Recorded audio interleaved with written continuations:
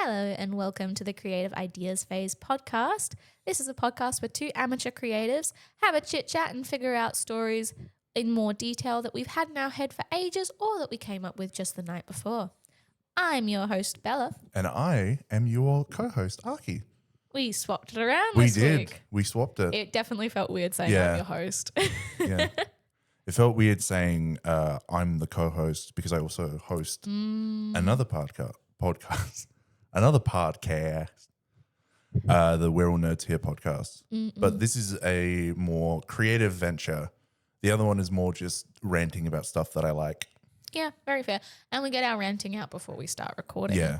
Granted, we've definitely had a side tangent here or there. Yeah. Yeah. I actually don't, this is a bit inside baseball, but I don't cut those out. I didn't think so. No. I apologize to any of the fairy tale haters out there. Last episode definitely has a decent chunk of fairy tale commentary. Oh, yeah, it does. Yeah. Oh, yeah. Because I accidentally called our character Lucy. Yeah. Wait, was that last episode or the first episode? No, first episode was... Oh, shit. No, that was first episode. Yeah, because we've recorded like 2 episodes that... Successfully. Yeah, we recorded 2 episodes successfully. We've recorded 2 other ones where the audio was just terrible. And then one that was really good that I corrupted. Yeah. Whoops. That was so sad. What was the theme for that one again? I cannot remember for the life of me. Oh, it was my one. Yeah. It was the vampires. It was the vampires, yeah. Well, we'll try redo the vampires for you guys at a later date. Yeah. But today's episode. So just a little something about me is I love One Piece, and I have this take, I guess, where I believe that One Piece is the Lord of the Rings of our generation. This sprawling epic with amazing characters. Yes. No, so I was just trying to think. The films and One Piece probably predates the films slightly. Yeah. Yeah. No, it But occurred to me. the original books came out in like 1940 something. Yes, it is this generation's. But if you're talking about the people who just grew up on the movies, you'd probably find a crossover. Yeah, probably. Yeah. How about our generation Star Wars original trilogy? Sure, I don't mind. Okay, cool. It just occurred to me. I was like, oh yeah, like the books obviously predate massively, but the parts that current generation would be consuming came out. Yeah, at a I think similar 2001 and 2001, 2, and 3 because they were all filmed back to back. Ah, cool. Yeah. Anyway, so I love One Piece. Yes. I am equating it to Lord of the Rings due to the fact that it is, as I would call it, an epic. Very expansive. An expansive epic with rich, amazing characters, an incredible world, a very nuanced power system. And it occurred to me that my co-host and I, Yes. we have the ability to create an epic. And that is what we're going to attempt to nut out today. And sporadically through other episodes to come. Yes. So if you enjoy this and you want to come along with this journey, feel free to like, share, comment, and subscribe. Yay. Damn, I'm good at that. Yes, you are. Honest to God, in my brain, I was trying to remember which word came next after you kept saying them. Yeah, because nobody says like, comment, and subscribe anymore. You have to Yes. share it to everybody. Right. Well, that's because Instagram and TikTok and everything, it's the share the reels. Yeah, Quick. share. Well, it's, it's the quick snippets, right? That's all anyone cares about. Yeah, that's true. So if there's a specific funny moment that you really like, or if there's a specific idea that you're obsessed with, not that there's any visuals, but clip it. Oh, yeah. Or I can clip it. Or you can clip it. I do edit these minimally, right? Yes. Because funnily enough, compared to my other podcast, Yeah. we are pretty good at staying on track and also keeping... Really? Yes, Wow. we're pretty good at staying on track, but also pretty good at structuring our sentences in a way that is coherent. And we also cut out a lot of our filler words. Yes. I would reckon that's probably the improv and drama experience I have. Yeah, and it's honestly, it is a godsend because this is the last time I'll mention it. The other podcast, our filler words are insane. Yeah. We and are and like and all over the place. I would reckon that's because you guys are dissecting and you're also analyzing and talking about current media and things you enjoy, whereas this one, it's coming up with words characters will say, and because you just have to stick with what you say, there's no shot to go, Darcy says, sure, pal, right? Like, whereas in yours, it's how do I actually feel about this piece of media and what makes me think or feel the way I do, and that can lead to requiring a bit more thought, but you don't want to feel this you don't want the silence to remain, you're trying to fill it. Yes. The main use of filler words is so that you don't get interrupted. I'm pretty certain, at least I think I figured that out. Anyway, let me interrupt you right now. Absolutely. I was kidding. No, I know. But it is definitely one of those things where I think it's one of the reasons women tend to use filler words more based on some articles I've seen, I think. What is it? The study says that women say up to 10,000 more words than men a day or something. I don't remember that study. We would have to double check that source. Okay. But It's been a long time. It's been a long time. I do also think that is possibly because our conversations, let's just make really sure really quickly here, we are generalizing, and this is based on our own personal experiences. Women tend to have slightly more in-depth conversations, I would argue, at least about their friends' like lives and well-being. Yeah. So I've told you about how before my partner and I got together, my best friend is in a relationship with his best friend, and we found out that he was going to Japan and everything. And he came back from Japan, and we ask his best friend, we're like, how was so-and-so's trip? You know, what went on? And he was like, I don't know. He had fun. It was good. And I was like, any more information, please. Yeah, and that was it. That's very typical of men. Yeah. It's like, oh yeah, by the way, Steve-O's getting married. What? Who? Yeah, no. When? Where? I don't know. Sunday. Which Sunday? I don't know. Oh, he's also gay now. What? When does that happen? I What don't- happened to Sophia? I don't know. Sunday. Yeah. But So that could contribute word count. yes, but with that being said, the idea of crafting an epic Yes. is incredibly daunting. Oh, absolutely. However, I think between the two of us, we have the capabilities of doing just that. And this is when we find out 50 years down the line, we're still doing this podcast. Probably. That would be nice. Aw. I think that would be lovely. Well, that would depend on if people want to listen to two 70-year-olds Yeah. going on about the story ideas they have. What? Hello. Tolkien was what, in his 60s? Yes, but his was written Yeah, but different time, different media. different. Yeah, fair. I mean, radio shows were the popular form of entertainment before TV. So And then they came back with podcasts and audiobooks and it's just going to keep going through loops and bounds, because before written format, you had spoken word, spoken word. which this is kind of what this past podcast is. It's more like a spoken word telling of a story Yes. that we could then potentially listen back to and write into something. Into something.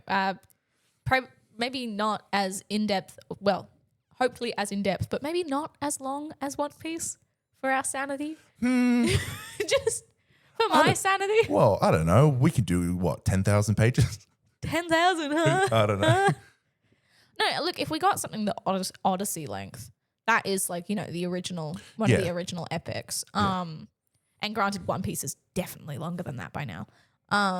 Yes. So, we would have achieved the goal of an epic if we can get that length. Absolutely. Yeah. And when it comes to this epic, I want it to be sort of like an Odyssey. I want it to be... It's a journey. Yeah, I want it to be a journey. I want there to be characters discovering things in this world, going on a journey and growing and ultimately overcoming personal flaws and big monsters. Yes. And the other thing I can't think of at the moment, it's personal, like the Odyssey deals with a lot of personal flaws, dealing with actual monsters. And then there's the third one that I can't. Interpersonal conflict? That's it. Yeah. Interpersonal conflict. With look, I'm not really going to say spoilers for this because it is a piece of literature that's existed for over 2,000 Yeah, I years? was going to say for over 1,000 years. Because we all know the name, I mean. And if you don't, Eurydice. I'm so sorry. Thank you, Ahky. Yeah. If you could say that again for the audience. Eurydice. And Odysseus, or if you are reading a different translation, Ulysses. They do come across as like kind of two different people though, depending on the translation you read. Have a conflict in which they don't really trust each other. It starts with Eurydice not trusting Odysseus, and so that leads to him causing trouble for Odysseus and the rest of the crew. And then later on, Odysseus finds out Eurydice was the one that betrayed him, and that causes opened the bag, and that causes all sorts of problems. And look, if you know nothing about it, that's probably not enough to grant spoilers. No, I think that's a big chunk of the way in to the Odyssey, but we've been dancing around it. Yes. This is completely like improv, by the way. We haven't thought of any of this beforehand. No. We literally, when setting up, all we did was talk about personal stuff. Yes. So because I am a chit chatter. Yeah, a yapper, as the kids say. I'm sorry, I don't think you've ever sounded more old in your life. Granted, I've done very similar things. I'm like, Yes, as yes, the you kids have. say. I get told by everyone I know that I'm an old lady, but none of you will say that, right? Do it. I needed to say that with far more confidence. Yes, you did. You said that with all the confidence of an 8-year-old Yeah. child. you guys wouldn't do that, right? Anyway, we haven't discussed anything. No. But with that being said, we are pulling from stories like The Odyssey. We're pulling from stories like Lord of the Rings, One Piece, because we want this to be, or even The Wheel of Time, if you've read that. Not read it, but I have heard of it, and I'm pretty sure, from my understanding, the Amazon adaptation was not the best. No, it's not good at all. Wait, yeah, Wheel of Time. Sorry, my brain nearly thought of the Compass series. Oh, Golden Compass. Yes, Yeah. that one is so good. Or what's it called? His Dark Material. His Dark Material. Oh, which is the Golden Compass. yeah, or yeah. just the series name for it. Yes. Or From my understanding, the recent adaptation did a pretty okay job of yes. that. Yeah. Yeah, I've heard that as well. Yeah. Or we'll be pulling from things like Brandon Sanderson's Stormlight Archive or Malazan or anything. But like I've said before, I'm a very visual person. So if this ever becomes something, it will probably Visual format. a visual format like a comic book or animated show or live action. Live action might be a bit difficult, but CG and stuff is going places. It's also just incredibly expensive. So is animating, but I think CG requires more RAM if we wanted to do it on like an indie scale. Yeah, I think 2D animation will probably be. Also, people are craving that at the moment. Yes, especially with works like Hell of a Boston Has Been Hotel and how much of a success that has become. Oh, that music to me lately. I haven't watched the second season. I didn't really watch the first season either. I haven't seen it either. It's not my cup of tea, like just the content in general. I've tried to watch some of the episodes, but the music, love it. Oh, yeah. Love it. Hey, you know what? We'll do a musical one day. We will. And we're going to cringe at our voices through recorded format. Yeah. We'll do a musical one day and we'll actually compose some songs. How hard could it be? We will have... We would have to... I just choked on my own lies. You did. Well, if we get Pod to... Because I didn't know if he'd be comfortable with us using his normal name on this. If we get Pod to compose stuff or do help with audio engineering and design, maybe we could. Oh, yeah. Because he's going into a master's. Oh, really? Yeah, that's enough about our personal lives. Yeah. Anyway, so we're going to be pulling from all of this stuff. And I think the very first thing we should start with is your favorite thing. My favorite thing. Characters. Okay, beautiful. I thought that's where that was going. Yeah, characters drive a story, Yeah. or sometimes the story drives characters. But let's be perfectly honest, if the characters are terrible, you're not really going to pay attention. I also just believe story drives characters is a very weak mindset, and please don't burn me at the stake in the comments. Let me clarify slightly. What a hot take. I know it's not a super hot take, but some people truly, they care more about the story than they do the characters. But if your story is driving your characters and your characters are merely plots, like if your characters only service plot points, then your story is not believable. It also leads to a very boring story. Absolutely. Your characters need to be active as well as reactive. You cannot only have reactive characters. Same way that in board games, you want to be able to do stuff. You can't just always be reacting to the bad things happening to you in the game. Yeah, that's just a life lesson. You got to be both active and reactive. Absolutely, but there are definitely times in people's lives where it's impossible to be anything but reactive, and that sucks. But it's definitely characters are definitely a great place to start. I guess would we want kind of one main anchoring / pushing force character, because that's kind of what One Piece and Lord of the Rings has. I would also the Odyssey. And the I mean, Odyssey. even though it has Odysseus and Eurydice, the Odysseus' son. I know who you mean. Yeah. That's not his name. Telemachus. Yep. That's it. Because you also have what on earth is it called? I don't remember why we chose to start with the Odyssey, because I was going to try and read it at some point. But the one that happens before the Odyssey is also an epic. Troy. Troy. No, it's not called Troy. No, it's not called Troy, but that happens before the Odyssey. You talk characters a little bit. Okay. My brain is trying to remember. I do have a phone on me where I could just go, hey, what was the story before the Odyssey? Because in that one, the main character, I read snippets of this for a class at one point. Because the main character in that is Achilles, and they've got the Trojan horse. I love how we keep edging the audience here. Yeah, we're gonna get into it, but But hold on. I mean, GT Live called this part witty banter. Oh.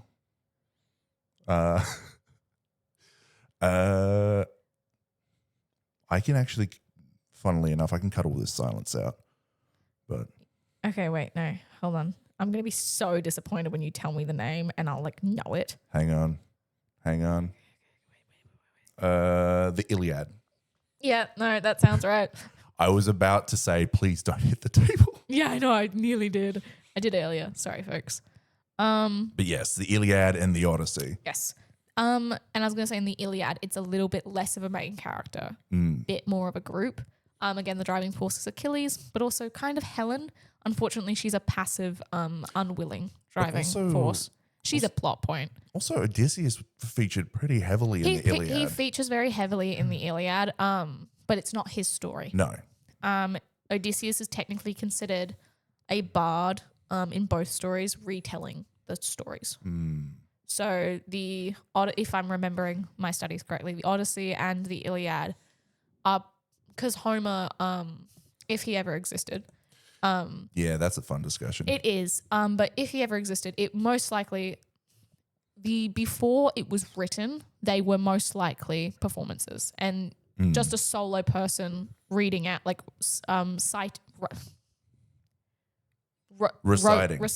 reciting the pieces over many hours or over separate, several days, consecutive performances. I think I read somewhere that sometimes it even went over the course of a week. Yeah, exactly, right? So in that, the performer, the bard, the poet is often in the place of Odysseus. Yeah. So both stories, if I'm not, I know less about the Iliad, but presumably both stories are from that perspective. And I think it's very useful in an epic to have a grounding perspective that the piece is structured through. I also think it's why Epic, the musical, did such a great job of adapting the Odyssey, because they turned it into song, which is basically what it was initially. Yeah. It's a very, very long song. But also the Epic, the musical, takes a lot of liberties, though. It takes a lot of liberties, but it is still conveying it primarily through Odysseus's lens. Yes. And they're choosing to paint him as a bard. And that is that's very classic. It takes a lot of liberties, yes. But in and of itself, that is a beautiful example of how people across the internet adapted an epic, but also made their own. Yeah. And since we are making our epic, I think we should have a singular anchor character. Yeah. I had an idea Yes. for a D&D character that I think would actually work here. Ooh, let's hear. An immortal man seeking to die. Ooh. Okay. Okay. Yeah. An immortal man seeking to die. That would not have worked very well for a D&D character. Yeah. But I think here it works pretty well. No, it does. Because through seeking his death, Yes. he can learn the joys of life. Yes. And he can travel the world gathering up a crew Yes. of wacky individuals. Yep. And I can see how he got his immortality. Obviously, if we're referencing the Odyssey, he pissed off a god. Oh, yeah. Classic. Do we want to have gods in this, though? Oh, yes. Okay, beautiful. Absolutely. So Gods, monsters. gods, monsters. It would be. Could we set a story of gods and monsters in a more futuristic?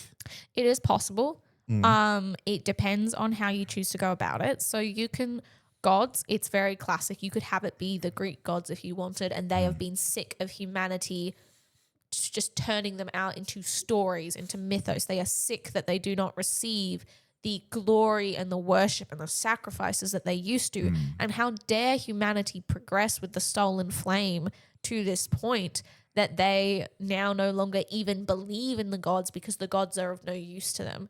And it could be a world in which the gods have truly started to resent humanity for their lack of worship. Or it could be a world where the gods exist and they are quietly biding their time for humanity's downfall, and then will start offering their help to get that worship again. And you could have a kind of world where the gods are fighting for worship, but they are waiting to strike on those who are in poor situations. I like that. I like that a lot. Yeah. I think we'll go with that one where they are Preying on the weak. yeah, but less Satan, more dirty salesman. Well, it's not Satan, and we're talking about gods who are not good, Yes. right? They're not inherently good. And a beautiful thing about the Greek gods is that they were always just used to describe the world and humanity. They were never supposed to be pictures of propriety or piousness. They were always, they did not suffer what humans suffer of the threat of mortal death, right? The gods are immortal. Our rules do not apply to them. The idea of they can't die. So why would they care if they do risky things? Why would they care if they piss people off? The people can't kill them. They can indulge. They can do horrendous acts and suffer no consequences. But now the gods possibly worships what makes them strong. So now they're weaker and they're waiting. Maybe now they do fear death, and so they've calmed slightly. But they're still not good. They're just they've decided to not show humanity the bad as of yet. Okay. Until they feel powerful enough to no longer fear the chance of not existing anymore. Or these gods know they will always exist and are just sick of not having any worship. Yeah. I like that first bit. Yeah. Of the gods being like, okay, they have taken from us. They have taken our flame. They have taken our knowledge. Yep. And now they believe they no longer need us. Yes. So we will show them that they do. Yes. And I think through that, you can have gods coming down and manipulating human beings to further the plot along. Yes. And in that way, the gods will probably serve more of a plot point. Yes. They do not need to be fleshed out characters. They can be stock characters. Yeah, they can just be a water god, sun god. Yes, I was going to ask, did we want to have it set in truly the earth that we live in, have it be like the Greek or the Roman or some other form of gods, or do we want this to be an alternate world? Still earth-like, but with different theologies. Alternate world, still Earth-like, different theologies. Okay. because that lets us play around more as well in general with like the Techno- wildlife yeah. and technology and all sorts of things. Absolutely. Because technically it could be this world is at the stage we're at, but it's just more advanced. Or it took it ventured off into a Yes. different technological Yeah, absolutely. avenue, or even just aesthetic value Yeah. avenue. Yeah, absolutely. Okay. Because that I do feel a lot of times with epics, you have to, like, obviously for the Iliad and the Odyssey, it was set in the actual time. Well, it was set in ancient Greece. Yes. So it was made in ancient Greece and it was set in ancient Greece, ancient Greece squared. Electric Boogaloo. Exactly. And it's one of those things in which it still helps the readers or the viewers or the audience get engaged because they're not trying to fight with their own understanding of what we already lived through. Yes. You're not trying to fight, but the continents here are A, B, C, D, E, or the way the sky works here is this way. There's It's only green. one moon, Yeah. you know? There is- Granted, I don't see any point to make the sky green. Yeah. But other than that, I mean, technically, it is. technically the sky is clear. Sorry, getting ahead of ourselves. Anyway, so Technically the sky is wine dark. No, wait, that's the sea. Damn it. anyway, I think starting an epic, Yeah. it has to be very small and intimate. Yeah, so we start with him alone. Yeah. Yep. I think we start with how he pissed off a god. They're the ones who made him immortal. Yes. Yeah, okay, cool. So- I figured that or he somehow stole immortality. Oh yeah. Okay. Because a god would not necessarily consider immortality a curse when it is the very thing that unbounds them from the rules of mortals. Yes. True. Granted, gods also, at least in some versions of storytelling, gods will give blessings or gifts. So I think blessings from gods are what's considered not bad because it's usually just like you have strength.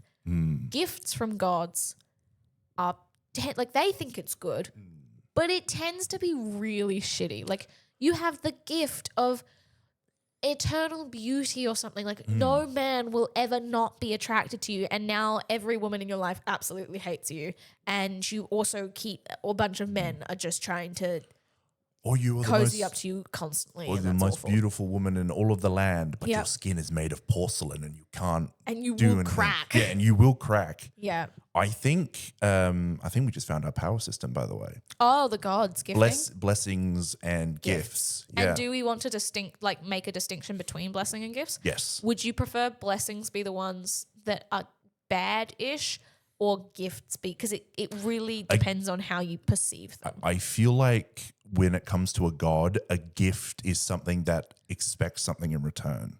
Okay. Whereas a blessing is just truly, Yes. you have like served me well, here's a Exactly. blessing. Okay. Exactly. You Yeah. have served me well. Or I have find you favor. amusing. Yeah. Yeah. You have favor upon me. Here is a blessing. Whilst a gift is, I will give you the gift of being the strongest man in all the land, but you must do X, Y, and Z for me. Okay. Yeah.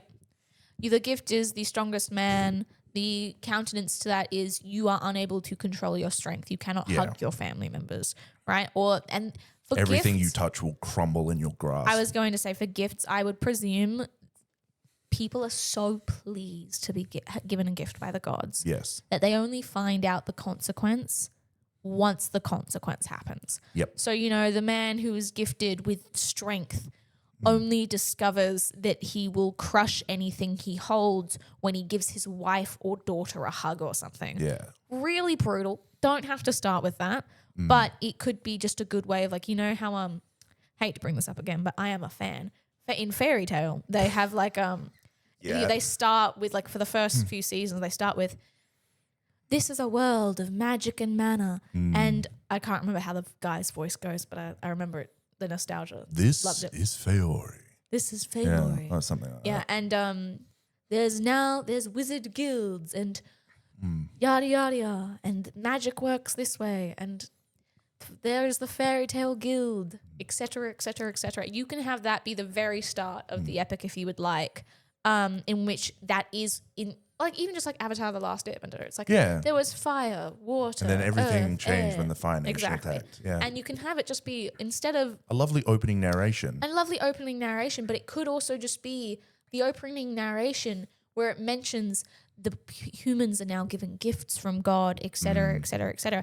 And it shows you that this man, like, such as the gift of strength, and then it shows you when he hugs that family member. Just crushed. And it doesn't necessarily have to say, and like it can merely say, although every gift comes with a consequence. You don't need it to go into more depth, especially because it will be a visual format. Yes. Every gift comes with consequences. And I think we'd have for the man who wished for all the strength in the world, crushing someone he loves. Yep. The woman who wished to be the most beautiful in all of the land, but skin is made of porcelain. And you can also have someone who wished to be adored or something. Yeah. But they Have will no no longer peace. they have no peace, or they themselves can no longer love.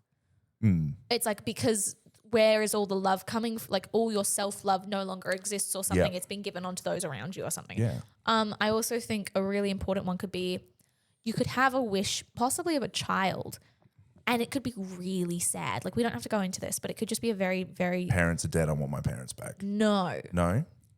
Possibly a neglected or abused or some kind of thing, okay. and they wish to not be seen. And that Yeah. one, that gift, the consequence in and of itself is the gift. Yeah. They cannot interact with the world around them. They basically become a spectre. And I believe it would probably be only others with gifts and blessings that would ever have the chance of seeing this child. But this child, it could even be they want to get away from their bully, right? Like this, I think, because an adult would know better than to wish to not be seen. Yeah, a child would. I think the idea of a child going like, I am sick and tired of being abused. I just wish I wasn't here anymore. And then click of the fingers, they're invisible. Yeah. And they think it's amazing. They think like, oh, the pranks I can pull. And then as they grow, like they have no one. And I think that could be a really sad one. And that one could be introduced at the start. And then eventually our main protagonist realizes, why do things keep moving at camp? Like, what the fuck? Who's here? I wanted to throw this one out for you. So we've got gifts, blessings. Yeah. I wanted to throw in a third. Curse? Yeah. But the curses are the stolen powers from Okay. God. So the gods' gifts and blessings are them giving something to humanity. Yep. Whilst a curse is a human being stealing something from a god. Okay. Is our main character cursed then? Yes. Okay. And I like it. I think the quest is he comes across a bunch of misfits who have blessings or curses, or even just some dude who wants to kill, or a woman who wants to just kill a god because they fucked over their village. He gathers them together and they go on a journey to learn about the world and the gods and how to rid themselves of these blessings, gifts, curses. The blessings will probably be less inclined to be rid of them, but I would not be shocked if some blessings chose to join, even if purely because they decided no one else should get to have this. So I'll join you. It could be a selfish reasoning, whereas other blessings that realize I'm so far removed from my peers, no one else should go through with having the favor of gods. I only got gifted my blessing because one of them wanted to fuck me or something. Yeah. You know? I like that, by the way. Yeah, that's we definitely need one of Oh them yeah, in there. that is a great character to it's have. So depressing. Yeah. It's also, again, quick side tangent. It's also just so classic of the like, and this is a thing many women have suffered, and some men like definitely have too. But it's the whole classic thing of like, oh yeah, we're friends. I really truly enjoy being your friend. And then like you're in a relationship, and then like you get broken up with something, and all of a sudden it's like, hey, so you know how you and Brad aren't together anymore? Fuck. I really, really, really think that you and I could be something good. I just know you so well. It's like, yeah, we're friends. We know each other really well. No, I think I could make you so happy. You make me happy as a friend. So happy. Really, and then you realize I'm feeling called out here. Are you? No. I was gonna be like, Ahky. No, sorry. No, I didn't. I meant towards like I was gonna be like, which female friend of yours? No, but it's literally like because it could just be or this man forms a friendship with someone they think to be immortal. Yeah. And then all of a sudden they realize they have this blessing and they're like, what did I do to receive a god's, what?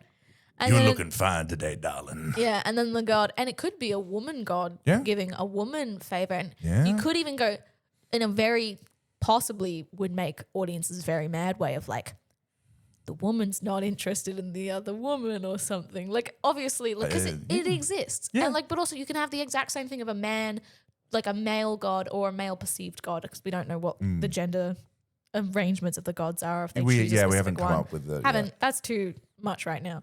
At least while getting the bigger paint strokes down. Or it could be like, a woman rejects a male god because she's just into women. You can have that as well. Or they weren't interested in the god. Yeah. It can be as simple as that. It doesn't matter what the sexuality of the character is, but people love just to don't- ascribe sexualities to characters all the time. Yeah. You could just be like, I don't like, you're a god. I'm a human being. What are you doing? It's like the power imbalance here is strife. You could even say it's godly. It's enormous. Yeah. And I think it'd be because I do think that'd be a very interesting one, and I think it would resonate with a lot of audiences, whether they resonate with the god or they resonate with the mortal. I'd prefer them not to resonate with the god. Yeah, because they're more of an abstract physical manifestation of a subsect of humanity's Yes. feelings. But I also I don't desires. fully blame people for falling for best friends or falling for friends. Like I don't blame people for that at all. I just think it's disingenuous to give something or not, like, you're allowed to completely tamp down those feelings and never bring it up and just be like, look, I'm a friend and I will love them from the sidelines or anything. But the second you allow that to impact how they feel in the friendship, then I'm like, you either got to be transparent and pull back, or like, because like sometimes friends do fall in love, Yeah. and that's okay. But don't go after them just after they've gone through a breakup. Like, don't like if you've had the ulterior motive from day one, that's when I'm like, that's fucked. There's actually a word for it. It's called Shawshanking. Is it? Yeah. It's not good. Who came up with the word? You really want to know? Yeah. It's the manosphere. Fucking no. So, but there's like an actual strategy. There's quotation marks here, by the way. Yeah. Strategy of, hey, folks. This is the wrong voice, but we're going to stick with it. Hey, folks. Sorry. That was hilarious. The way to get into a relationship is to start Shawshanking your ladies. Now, the way to do that is to protect. Even if she's in a relationship, you gotta go in there as a friend. Be like, I'll be here if you ever want to complain about your man toots. So just let me in, be a friend. I'll cook dinner for you. We'll go on a wine tasting tours. I'll talk about nail polish with you, even though I hate fucking nail polish. And then when she breaks up with her man because you've been showing her how much better of an option you are, that's when you swoop in, you bring her the ice cream, you tell her you'll buy her her period products, and then when you're together, you won't buy her period products. And because that's gross. Because that's gross. But in the courting phase, even though she's unwilling to this courting phase, that's what you got to do. You got to ruffle some feathers. Now, you guys can't see this because it's an audio format, but I'm getting a lot of eye contact. Are you? I was like No. looking in the corner a bunch. I was joking. I know. But here's the thing, like in my brain, I'm like, shit, was I? No. No. Anyway, back onto the thing. Back onto the thing. Anyway. I feel like when it comes to epics, people don't do a lot of stories with gods in them anymore. No. It's more people. It's more people. And I think gods is a good one. I also think, look, gods is a tough one because I do think a lot of the world gods are very much a entity that can just be a plot driven thing. Like, Yeah. oh, you had to because the gods chose you. It's how I feel about self-fulfilling prophecies.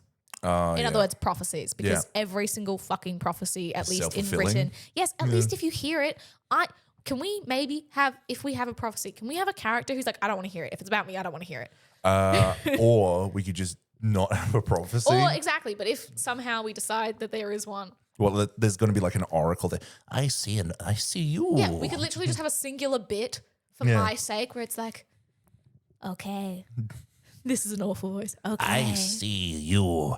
In I your see future. tales of bad And they're romance. like, no, I see tales of Yeah, yeah, great. Nope. No, Not for me. Because literally, if he just hadn't spoken to that seer guy, Yeah. he would have thought, oh, but I'll see Penelope again one day. She's not going to marry someone else, so he wouldn't have become as ruthless. Yeah, but He still would have, but like, also the whole point of the story is that how he had to drop being kind and I know. embrace ruthlessness. I completely understand that, but it is also one of those things of like, he didn't have to sacrifice 7 men. Like, there probably was an alternative. That was just the fastest. Yeah, no, that's true. Like, and because in his head, he's like, if I don't get there as immediately as possible, she's going to marry this other brute. Well, yeah. Yeah. Anyway. I Prophecies, hate them. I think when it comes to the gods, I know we said we don't want them to be characters. They will have But- characteristics, but they're not. We don't have to flesh them out here. I was thinking, Yeah. since a lot of people don't do stories about gods anymore, Yes. it's more about people. I was thinking that gods can possess. Oh, people. absolutely. Fantastic. I love it. So, like the head of a country, for example, is actually a god. They Yes. call him the immortal, Yep. the immortal king, and that's what will get our immortal man to him because he's immortal. He must know how to deal with it. Yeah. That'll be the first step on the epic. And then that'll show how being ruled by a god has specifically altered this country, how it has altered the economics, how he does not understand maybe the need for welfare. Or his country has the best welfare because he's like, well, I want them to keep worshipping the god I keep saying is the reason for all this success, Yeah. which is actually just me. But also his labor force is probably not being compensated the best. No, but I think it could be very interesting to see what a god prioritizes in ruling a country, especially a more futuristic or modern day one. Yeah. But I also think it could be one of those situations where it's like the immortal king has just felled many a beast, even though they keep coming to attack. It's like, yeah, they're his beasts. yeah, They're, it's his. He's putting found, putting on a song and dance for you. yeah, and he's preening and ruffling with satisfaction that you're all going, thank you. He's Is it this one? probably Clapping? no. Is it this one? Hang on. Hang on. There we Yeah, go. they're like, thank you, and he's like, oh, great. Okay. And I forgot where I was going I'm to go so with sorry. I just knew that there was a clapping that. Yeah, one. that completely threw me off. The beasts are his. Yeah, the beasts are his, and he puts on a whole show. Roman circus. Yes. He puts on a whole Roman circus when he needs to like up taxes or He's like, see, I need the money to protect you. exactly. Right. No, I like that. It's manipulation in only the way that a god can. Yeah. Because yes, human beings are great at manipulation. It's true. But we can't orchestrate horrific, like shadowy beast things attacking. We can do other stuff, but we can't do that. Hell yeah. I can see it now. So we'll go back to our main protagonist. Yeah. We'll actually give them a name. Yes. And also how they got their immortality. Yes, because he's accursed, so it had to have been stolen. I think How old is he? Oh, he has to be young. Yeah, but so like he got cursed young, but how old is he? Oh, okay. Because if he's already wanting to get rid of his immortality, he's got to at least be 100. Yeah, I would say about closing in on 200. Closing in on 200. So- he's lived like 2 lifetimes, Yes. kind of more like 3. Yeah, Yeah, about okay. 3 lifetimes. I would say how he got the curse was he was a soldier. He was a soldier in a platoon in a war against the beasts, which were just so it was for the immortal king that he was fighting. yeah. Okay. Or maybe he wasn't called the immortal king at the time, or maybe it was some other country, Or it's a different god's beast. or it's a different god's beast. So there Or were it's beasts uncontrolled by gods. I think there should be some Yeah. of those. demons. They could call them. They can call them demons, even though that. I think we can come up with a different name. than Yeah. demons. Yeah, that's fair. But he was a soldier. Yep. He had this entire life. He had a family, he had a wife, his brothers in the platoon. And I think one day he decided that the only way to beat these monsters back was to be gifted. Yeah. Become unkillable. Yeah, become Yeah. unkillable, to be gifted.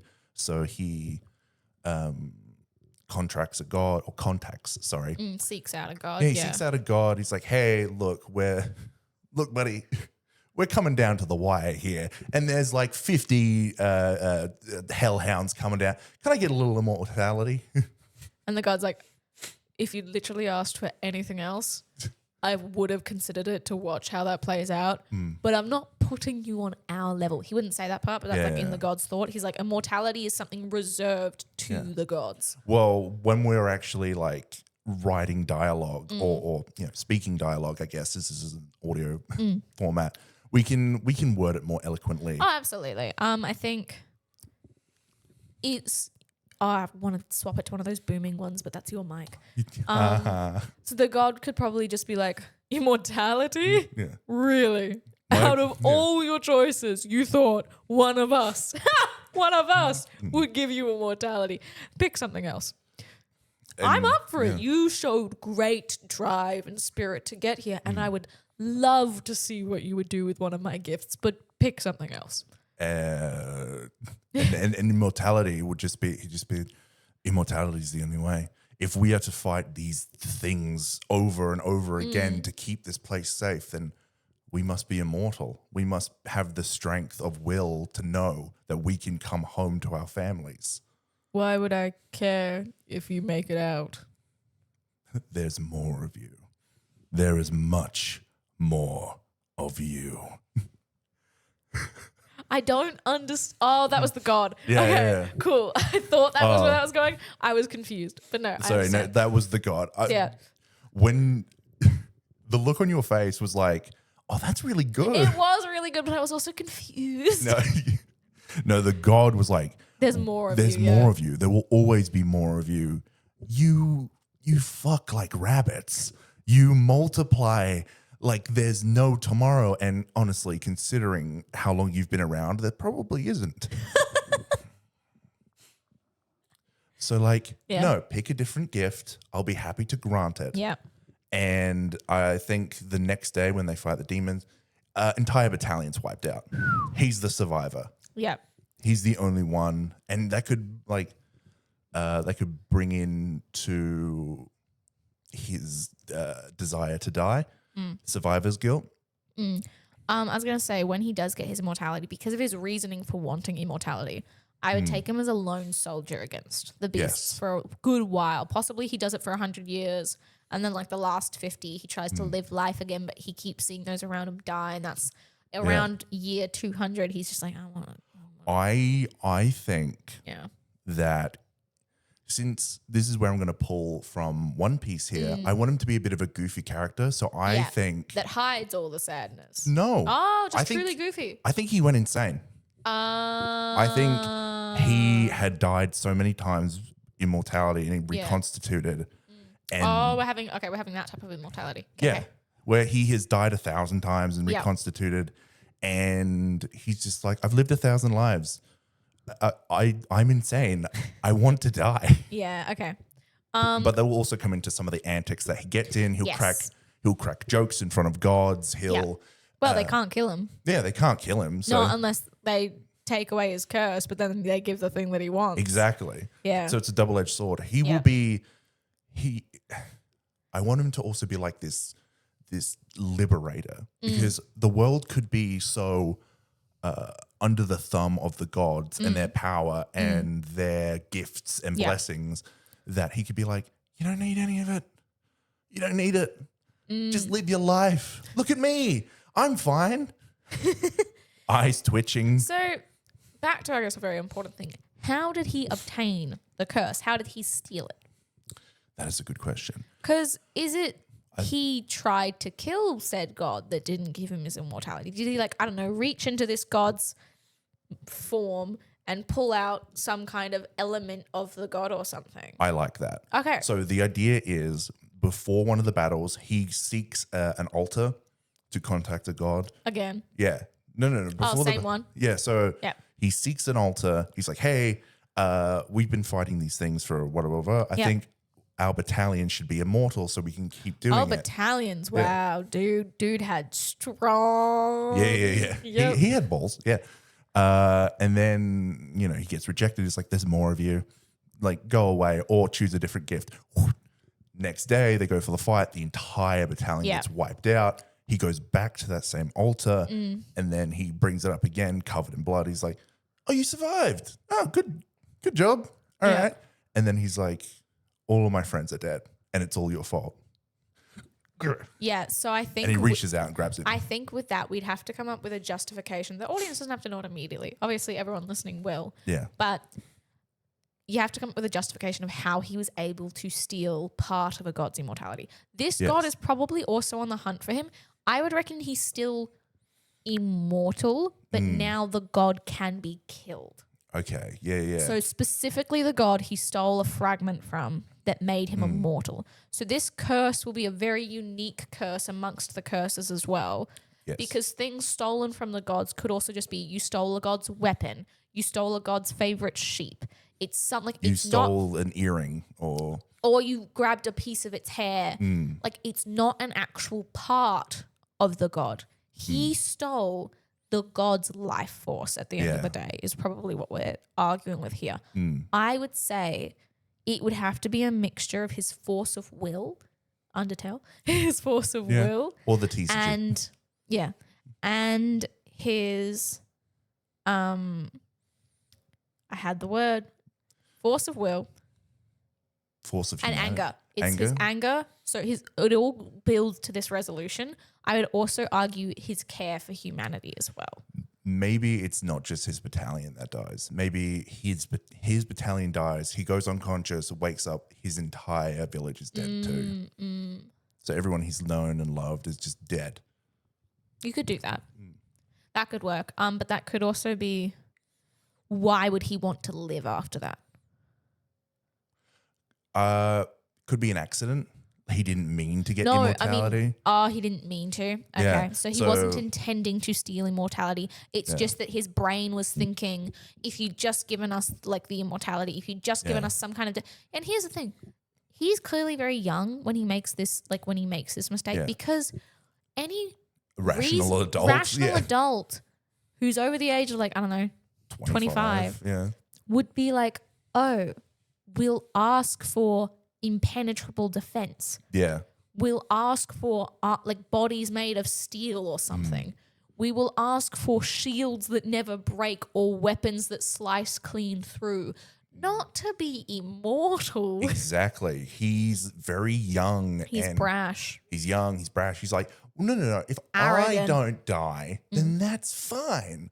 Like I can have 1,000 weapons, but if I'm the weapon, then I'm good. But obviously, that's the arrogance of a young man. Yes. A young man thrown into war. Yes. So I'm thinking he wakes up, he goes to the shrine thing. He wakes up, he finds that his entire village is dead. Yep. The big scream, the big dramatic scream starts raining. God appears. Yep. And he's like, sorry, you should have asked for something else. Yeah, He blames it on him. He's like, Yeah. if you had asked for something else, maybe you all would have lived. Yeah. Well, is that one of yours? Oh, that's sad. Well, keep making more, I guess. I need you lot to worship me, so Chop. Hurry up. find a wife. He just looks around. It's like, I'm sure one of you's not dead. That one's twitching. Well, Just a complete lack. if you want, I can give him a quick heal. Yeah. Can't guarantee he'll be fully there mentally, if depending how maybe not dead he is, but we can give it a go. Yeah. It's just this complete lack of care for humanity, but like the arrogance for it of like, I need you. So like, get up and worship. Come on. Yep. Hurry Come up. on. Tick tick. And then in that moment, his force of will and rage and Devastation. I think he would feel this is so cheesy, but he would feel all emotion that humanity can muster and just like take it. I would say kind of at the end of the day, it is his humanity that lets him steal it. Yes. And that sounds a little bit like a cop-out. But we've gone into it. It's the emotion, it's the rage, it's the will. And it's not that he wanted it. I think a very key thing here is that it's not that he stole the immortality by choice. No, it was a very human moment where he took it and then he just like, oh shit. Well, he probably only found out years later. He probably finds out after he Tries to. Yeah. Trigger warning before he tries to off himself. Yeah. I think we should keep the number of times he tries to off himself limited throughout the story. Especially when the story is surrounded by him wanting to die. Yeah. You've gotta, especially just like, you don't want people to like. Well, he wants to die in a way that he wants to impart to people why living is such, like, why living is beautiful, like life is beautiful. He wants to be able to die in his sleep. Yeah. I would reckon. I don't, like, once he's stopped trying to off himself in other ways, like, he wants to rid himself of the immortality so that he can just fall asleep one day. Yeah. Yeah. But in that journey, he sort of rediscovers himself, rediscovers humanity, and rediscovers the joy of life. And then in doing that, he wants to impart that on people. And he might decide to stay immortal so that he can keep imparting the joy of life on people. But Maybe. that's a figure that out later thing. I ultimately see this character as like a liberator. So when he comes across these people with gifts and curses and they're like, and he's like, so you wanted something and then It came at a cost. You can do this thing. You have the ability. You have the humanity to do it. You don't need a God's blessing or a gift. You are ultimately, this epic will be about the beauty of humanity, not how shitty it is, which is what usually all epics are about. Yeah. We should give this guy a name. We should. I suck at naming things. My children are going to be named through searching through baby lists. Yes. Tylenol. No. I'm not that bad. I like Odette, but no one in my life does. Odette? Yeah. Like from Swan Princess. Yeah. Swan Lake. Yeah. But it sounds like, oh, you owe debt. See, no one lets me have the things that I want. He likes it. Aw. Okay. Yeah. Anyway. So I see the name. It has to be something grand. Yeah, I know. That we can shorten to something modern. So we kind of want it to be like old-ish, but has a modern nickname. Yeah. We could call. I can't do that. What were you gonna say? I was gonna say we can call him Joshua. That sounds a bit too religious. Yeah, because that's Jesus' name. Oh. Yeshua, translated from Greek into English, is Joshua. Yeah. So, and I think calling him Jesus is a bit on the nose. I don't think he's a Jesus allegory, but sure. No, he's a madman who's like, I want to die, but life is cool, kids. Like, I've lived a long life and I'm ready to go, but you should live your life. Yes. No, the name, I thought of like Alric, but that's literally just reminds me of Full Metal Brother. Outfits. Yeah, Edward Elric. Yeah. Edward? I thought of Edward, but I don't, it doesn't resonate. Okay. Worst comes to worst, we'll go with Edward. Okay. Yeah. Now all I can think of is Twilight. Oh, no, we can't do Edward. Especially because it's immortal. I guess, yeah. People are just going to this is some Twilight ripoff. No. I swear, if anyone ever said that to me, I'd be like, go away, please. Hey, blocked. Hey, punched in the face. Don't do violence, no, kids. don't do violence. What is something oldie that could be translated into Anthony? Oh yeah. Anthony could work. Anthony, he can go by Tony. I was thinking maybe Ant. No, Tony is usually what they go. True.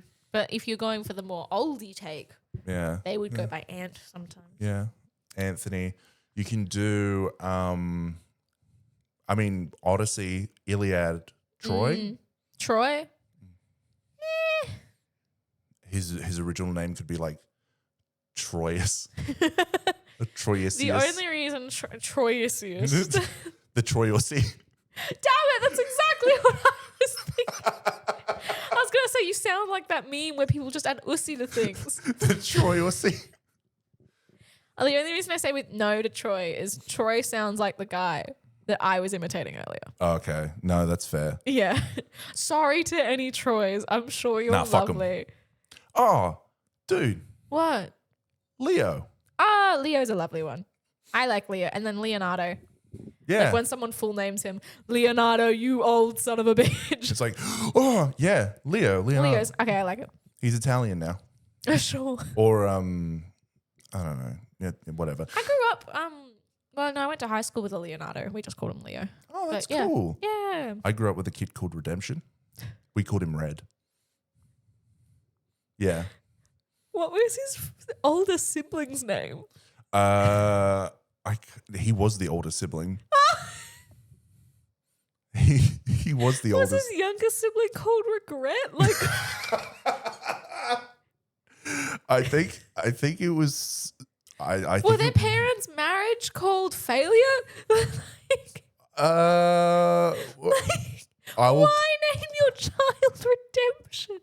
I will tell you more about that off That's very off fair. podcast because it actually has a pretty sad ending. No. Anyway, Well, now I'm going to stop making bits because that seems a little insensitive now. Okay, so he somehow, which again, once this is all fleshed out, we will get into the how. He somehow steals immortality for a god. I mean, we a god. kind of got into the how. Yeah, he just sort of grabs him. Well, yeah, I would kind of think my head is if you ever watched the show that was about all the fairy tales that live in that town. Oh, Once Upon a Time. Yes, if you ever watched Once Upon a Time, I was kind of thinking the same way that Regina puts her hand into someone's chest and pulls their heart out. Oh, yeah. Like he manages to just take part of his, maybe the god's soul or maybe the Yeah. god's heart or just like a part of the god. Maybe his hand doesn't go through the chest, but he managed to rip a part off and now the god has a scar for the rest of time. Yeah, okay. I like Yeah. that. So I see this epic story starting off with the narration. Yep. We go through the world of there's gods. Yep. There's gods and monsters. Gods give out gifts and blessings. Gifts come with a catch. Blessings is if you're, fucking them. No, blessings are just if they are entertained by you. Yeah. It can be fucking. Yeah. And They're like, I want my offspring to be safe or to have a worthy parent. yeah. There you go. That's going to hurt. I came.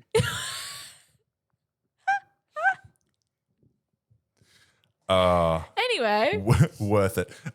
we have wonderful humor here. So it would start with a narration of that. Yeah. Then we would open on the city where the immortal king resides. Okay. Yep. We'll start here, and I think the best place to start is with our main dude, Leo, probably in a ditch somewhere, drunk off his ass. I mean, if it's the only thing that takes his mind off of the lack of death, yeah. That tracks. He's in a ditch somewhere, drunk off his ass. His goal, so I'm not going to go through the whole thing, but his goal is to meet with the immortal king and be Yeah. like, hey, do you know how to get rid of immortality? And along the way, we will get introduced to a lovely, colorful cast of characters. I think one of them should be the immortal king's guard. Nice. What? You like it? Yeah? No, I do like that. Sorry, I laughed because in my head it's like, oh yeah, this guard is just like, fuck him. Yeah. Fuck that Yeah, guy. he's like, fuck. And he I'll go has kill him. he has a blessing because he's like, oh, you're my You're my God. You're my God. You're I my need someone equipped to look after me. Exactly. Yeah. It's not even favor at that point. It's literally, it could have just been his first day on the job. He got a blessing and he's Yeah. like, it's like, well, now you're not technically bound to me. You can go get other jobs, but I would like if you used your powers to keep me safe. Yeah. Or maybe it could be a gift because then he could manipulate him with the gift. It could be a blessing because the immortal king maybe thought no one would ever hit the check marks to be his guard, and he's impressed. Okay, yeah. Because I think otherwise he wouldn't be able to join the group if it was if it was a gift, I think. If it was a gift, the immortal god would not let him out of his, like, he wouldn't be able to join a group that's against him. Yeah. Or at least a group that is leading someone to him to discuss matters he probably doesn't want to discuss. Yes. Because they're not technically against him. No. The guard is, though. Yeah. So I think we introduce Leo as drunk off his ass in a ditch. He sort of shakes himself off, walks into a pub. This is the pub that the immortal guard actually frequents. Yep. And he's asking around of like, hey, does anyone know how do I get, An audience. An audience. He's bothering the immortal guard. It's like, you guys polish his boots or suck his dick or whatever. And the guard's just like, firstly, I do neither of those things. Secondly, I am off the clock. I would like to not think about that man or think about work or think about anything. Why can't you just do what the rest of us are here for? Drink and maybe have a look at some good-looking people around the bar. So go away, please. Tell me you've never frequented a bar without telling me you've never frequented a bar. I couldn't think of like the way to do it. I was gonna say something along the lines of like have a look at just have a look at people. To be fair, that is what you do at a bar. Yeah. You get drunk and you look at hot people and you go, I'm gonna go over there after a couple of drinks, I'm gonna go talk to that person. And then you never do. Or maybe this guy does because he's got a little bit of like because I he hate is that nuts. this was the word I'm going to use, but he has a little bit of clout because he works for the I'm talking about the guard. The because guard. he talks because he works for the king directly, and so he can just be like. By the way, I'm putting my arm on the table to do the suave lean thing. He's just like, so you want to go up to my place? And they're like, and he's like, I work for the king. And they're like, ooh. Yeah. I mean, that could be a character flaw for him. This character, that he's a ladies' man, and I think he can be a ladies' man, but for the love of God, can he please be respectful ladies' man? Yes, it's just I know a lot of media turn the ladies' man into like a really like a bit that is just not fun for women to watch. No, I think he can be like a respectable ladies' man. He'll occasionally be like, I work for the king. Well, but I don't want him to be like Sanji and Brock. I don't want him to be like the nosebleed type. It's just and I also don't want it to be like the women should never fight. It's just he's like, look, I'll put some charms on the bartender. Yeah. We'll get free board for the night. And maybe I get laid. Or maybe I might get some correspondence. Yeah. That'll be nice. Yeah. Because I think the guard does actually want to settle down one day. But he just can't do that while he works for the immortal king. Who he desperately hates. I think with this character. I also think he fears if he got into a relationship that the king would somehow wreck that for him. Probably. Yeah, but he does desperately hate the king. He desperately hates the king. I think because he's lowborn, especially in this city, in this country. Yeah. He worked his way up to being in the guard of the immortal king because he thought it would be better for him and his family. Turns out not so much. Yeah. And now he hates him. Turns out he just keeps him away from like his mother and his sisters and younger brothers.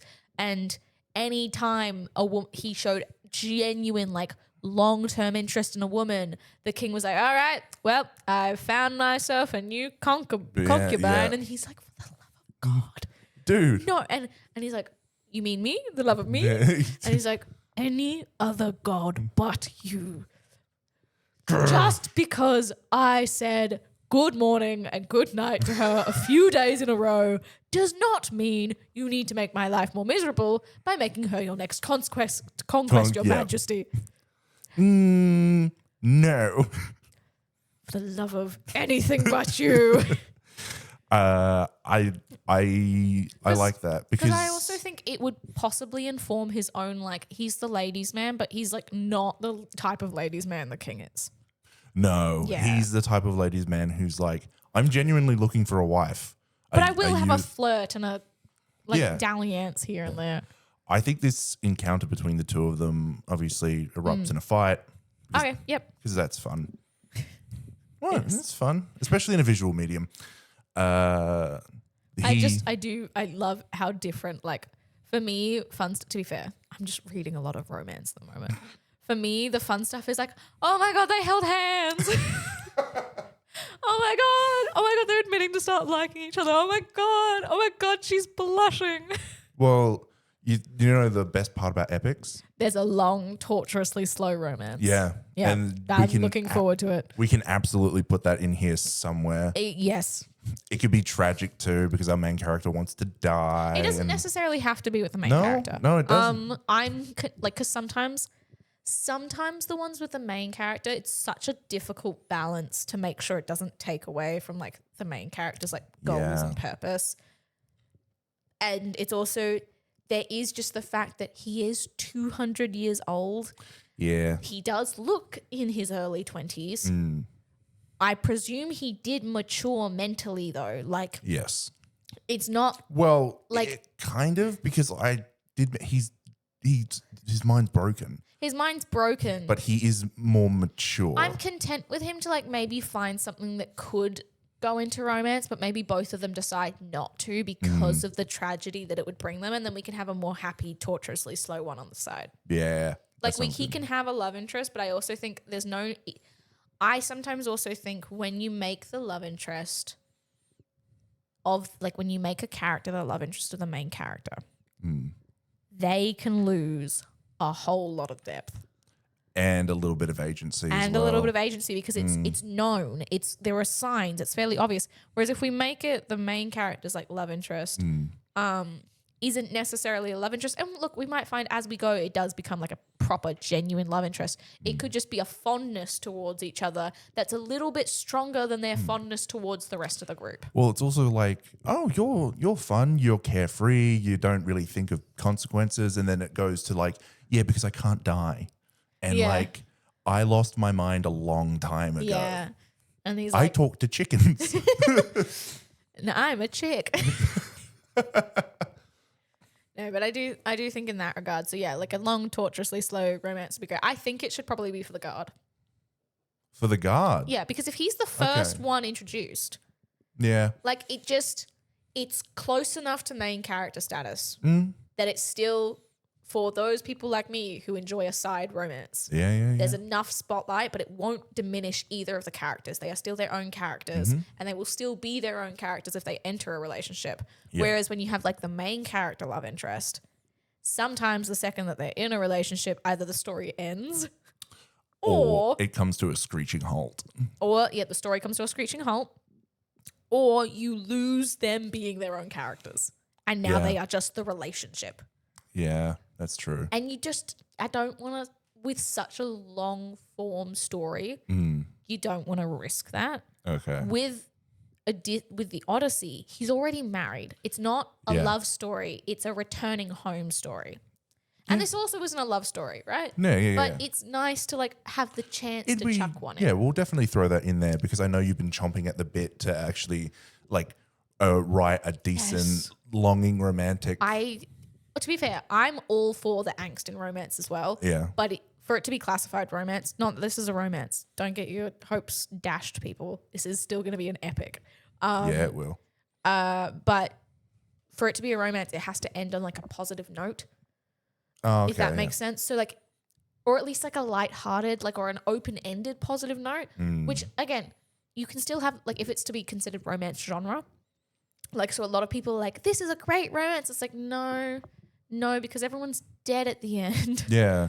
No. But again, romance isn't the primary focus of this. I do think you can do something really cool and interesting with the main character and a possible, maybe even just fleeting romance that doesn't last like over the course of the story, but still has something relevant and adds to the story and the characters. Yes, definitely. But yeah, I desperately like. I love like the whole like the idea of like we've loved each other for ages, like they've known each other for a while, but there's always been something that leads to like one of them not want like maybe one of them doesn't know the other's been in love with them forever, and they genuinely don't have like feelings. Yeah, And like this, like it's like, but we protect each other and all this stuff. Like romance, like a romance action romance is like delectable sometimes because like it's only when they realize like obviously they have to care before this person's close to death. yes, They have to care before that. It can't just be you're indifferent. It can't be that, oh, this is just my brother's friend or something. It cannot be none of that. There has to be a foundation of some kind of relationship. Doesn't have to be romantic, but the foundation of something. And then like friendship. like friendship. Yeah. But like even not necessarily friendship, but respect. Yeah. Right? If you have a foundation of respect and maybe witty banter or something, some level of foundation, preferably friendship, something that is more than just acquaintances, like that are neutral to each other, acquaintances that are fond of each other, acquaintances that are like respect each other deeply. And then you have like they nearly die in the arms and like they run to get them and it's like, oh my God, I nearly failed this person, or oh my God, I nearly lost them and I hadn't even realized all these things that I could build with them. And then this person has to deal with it, whereas the other person was already willing to like maybe die for this other person. Like, you know, Yes. You can do some beautiful, angsty, heart-breaking things and still have it like be happy at the end. Yeah, and we will definitely, since this is an epic that will encompass a lot of things, we will definitely throw that in there. Nice. But with this opening sequence, yes, they're in the bar, they have a fight. Eventually, Leo gets chucked into jail, and he goes, "Congratulations, you're one step closer to seeing the immortal douchebag." Does the immortal douchebag interact with prisoners? That's such an interesting power thing if he does. I was gonna say it was more of a joke from the guard, whose name we'll come up with in a minute. I'm thinking. I was gonna say Gale, and then I was like, no. Gil, like Gilgamesh, Gil. Oh.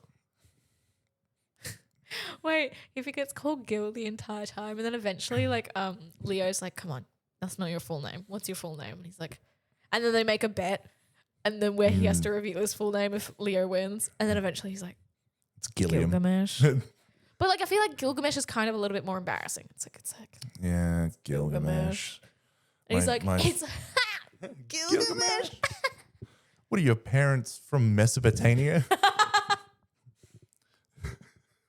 I know you didn't plan for that to be that funny. But no, I was like, that was such a throwaway joke, and that really hit you. Because I know the story of Gilgamesh. Yeah. Like I watched the little snippets on it and stuff. Yeah.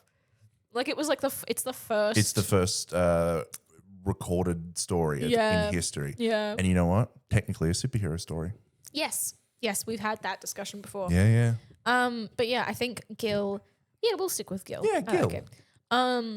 Yeah, Gil's. So yeah, does the Immortal King interact with prisoners, or is that just an offhanded joke? I think it's an offhanded joke, but I think Leo will do something stupid, drastic enough. Yeah, to be like, I would like an audience with the king. Oh no! Okay, here's what happens. Writing's hard, folks. Here's what. This is brainstorming. Yeah, this is brainstorming. So here's what happened. Big paintbrush strokes. He gets thrown into prison. Yep. We do a montage where it's like he's been there for a while. Then the immortal. Oh, he doesn't care because he's immortal. Right. The immortal king does the thing where the monsters attack. Yes. He does this big display of power and like, oh, I need taxes. I need taxes. Help people. Help. I need to pay the guards. I need to pay the guards. I need to pay the army. And then I need to pay my loyal Gil. And I need to make sure my wonderful concubines, who Gil so kindly found for me. Thanks, Gil. Thanks, Gil. I need to make hey, sure. Hey, Gil, guess what? I need to make sure all my concubines are well looked after and well fed so that if they need to ever bear a child, they can. The immortal king likes them thick. I was more so thinking because the gods have lived so long, they are fully aware of the risks of childbirth. And as much Yeah. as he's not a good ladies' man, he does not want, if he does sire children, he does not want his children to grow up without mothers for a more selfish reason in which he will not partake in the parenting. No, he'd be like, oh, which one are you? And I think if he ever decides to, he's like, oh, I'm sick of ruling this country, he will just pass it on to one of the children. But in that regard, then he might come back after a while. he might come back after a while, but it is still one of those things. He's like, they need to be raised. Yes. And I will not have them raised by the maids. Yeah. By I the will not nannies? have the nannies. I will not have them raised by the riffraff of my Yeah. palace staff. No, it's the women I specifically chose to piss Gil off. So, okay. He's stolen a wife here or there too, not Gil's, Yeah. but just in general, because no one can say no to the immortal king because No. he keeps them safe. Yes. Yeah. And he's doing the big display, and maybe one of the monsters crashes through Yeah. Leo's cell. He's like, well, that's an opening. He leaves. He helps out, Yeah.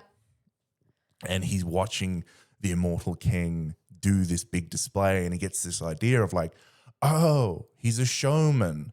Maybe I should do something theatrical to get his attention. Because he's still smart, but he's just lost all rational, Yeah. right? Yeah, like he's smart, sensibilities. but he doesn't have common sense anymore. Yeah. He's just sort of like, oh, he's a showman. I'll do something So he's, showy gonna to get his choose attention. To, like deliberately get like eaten up by a hellhound, and then Yeah, and then just prostitute. pop out or something. Yeah. I haven't given him like a power. I know immortality is his. I don't think he should have another one because I don't think any god would touch that. Okay. Because I don't think the gods would willingly. Because I think the gods can tell when it's cursed versus when it's blessed or gift. They might struggle. Like if they were not the one to give the blessing or the gift, they might struggle a little bit more to differentiate. Should we then give him ability that's man-made, human, homegrown? So like, Yeah. do you know how in karate class they tell you about like ki? Yeah. And like, if you focus your ki, Yeah. you'll strong of body and strong of mind. Yep. Maybe we just give him ki, where the superpower is he just punches harder. Oh yeah, I think he's still a very trained and skilled. He has had decades to develop his skills. I think that is enough to make him just stronger than the average man. Yeah, stronger, faster, less durable because he's But immortal. more observant, things like that. And you could always be like a hockey situation. Yeah. I was also going to say, I would reckon to make it so that his muscle is not impacted by his death. So if he has been building up muscle and training for decades, he's a strong man, right? Yeah. Death does not He doesn't diminish. reset him. It doesn't reset him. If anything, maybe much in the same way when you break your bones, you become a little bit stronger, your bones, unless you break them too often. So there will be a fine balance. Maybe he figured that out at one point. He's like, oh, it's harder for me to be killed.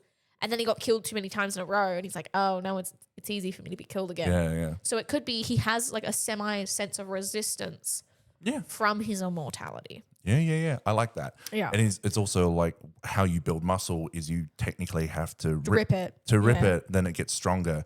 And he's just been doing that for a long time. Yeah. But also, I also kind of like the key thing where, Yeah, we can absolutely do that. where he's like, I don't know, he You punches with energy or some You shit. have to debate whether that's obviously it's an epic, but you have to decide whether that's too much. Like maybe this is what leads him to going on his humanity doesn't need the gods thing. It's like we've got this energy within ourselves. Yeah. Or is this because he has part of a god's soul in him? Right? Yeah. Like That's a good thing to explore for a character like him in that. yeah. Like he thinks it's his just humanness when actually it's like, no, you didn't just get immortality. You kind of just got a little bit of like godness. Yeah, you're able to tap into a thing and it's all blah blah blah.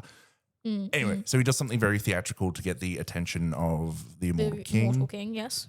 And after, I don't know, he'll get eaten and burst out and be like, ta-da! Meet your new immortal best friend.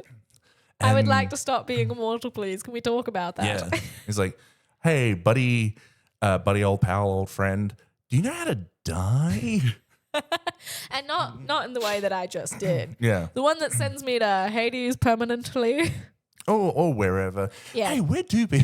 He just starts Where do they asking go? questions. Wait, you wouldn't know. You've never died either. Yeah.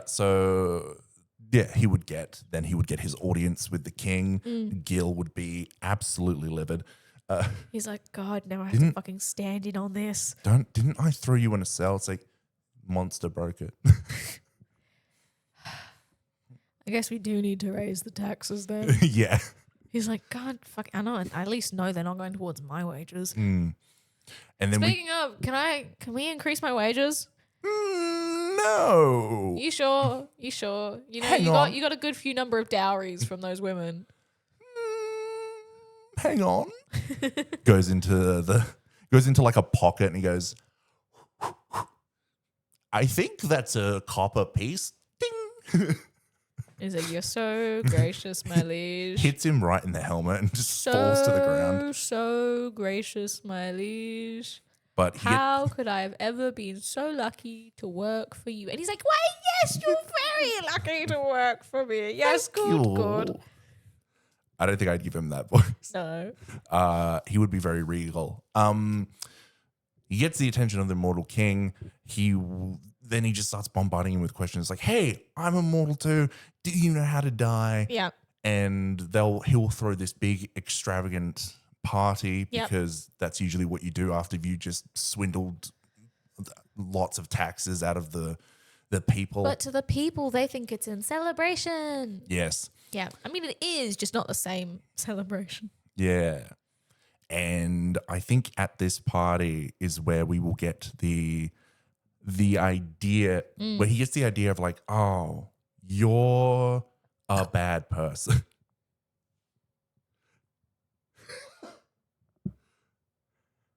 Where at this party we'll get where he gets the idea that like, oh, you're a bad person. Yeah. And what you're doing is wrong. And I need to, like, I have to stop you. You're infringing on these people. You're stealing from them. And then he'll do what, like... Has he figured out he's a god? No. Okay. No. Because I think at this point, the god's like, oh, the immortal king thing, you know, it's just a title that I have. I'm not actually immortal. And he would be like, I know you're full of shit. Yeah. Because I saw you like get stabbed and you didn't die. You didn't even bleed. Holy shit, you're a god. Right. So that's later on. Yeah. Yeah. So then he'll do this whole big thing. And I think he'll just sort of try to lead a mini revolution against this guy. Okay.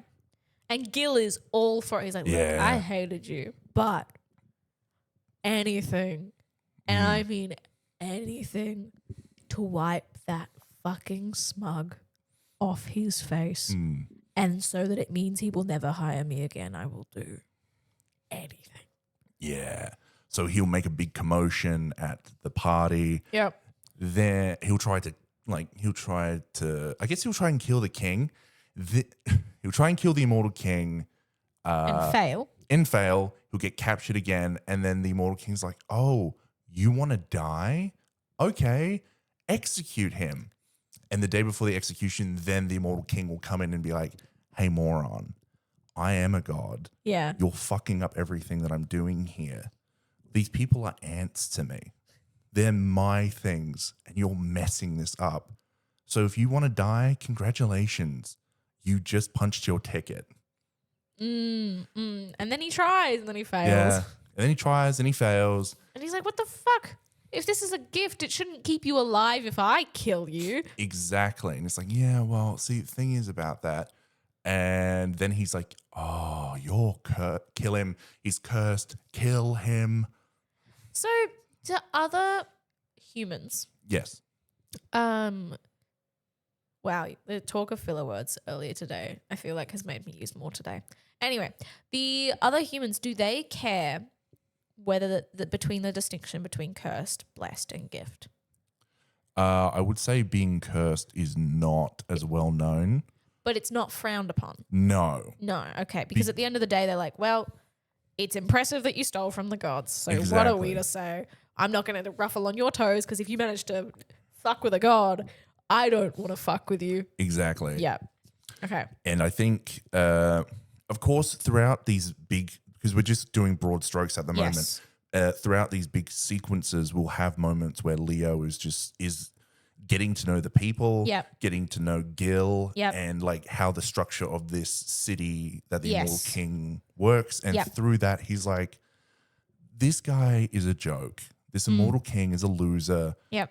He's using all of you guys. You don't need him, and we'll have that all throughout. Yep.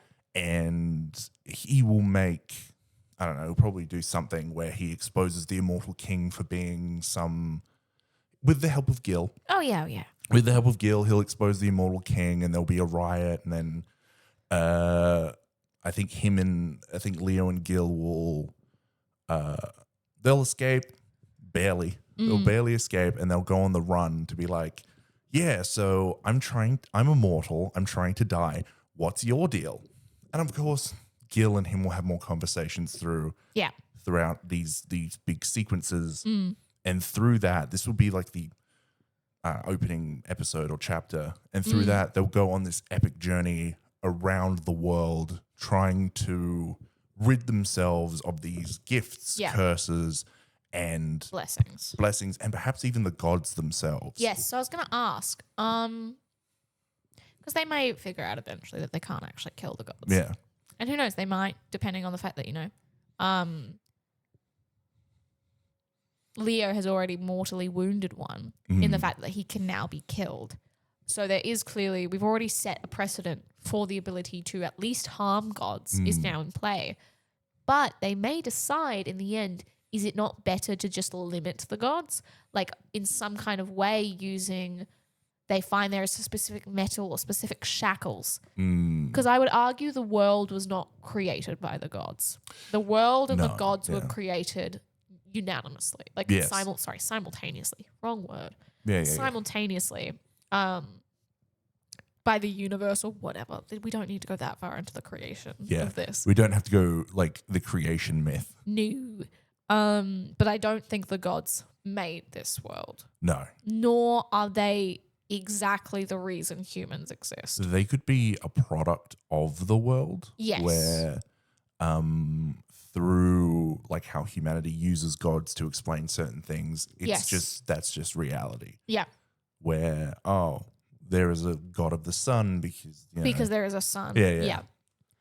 That works, yes. And then you have, so they might find a way to shackle the gods or reduce their influence instead. Like if that's what they end up figuring out, we can again discuss that in the laters. So they don't actually do anything to the king at the end. They just manage to escape.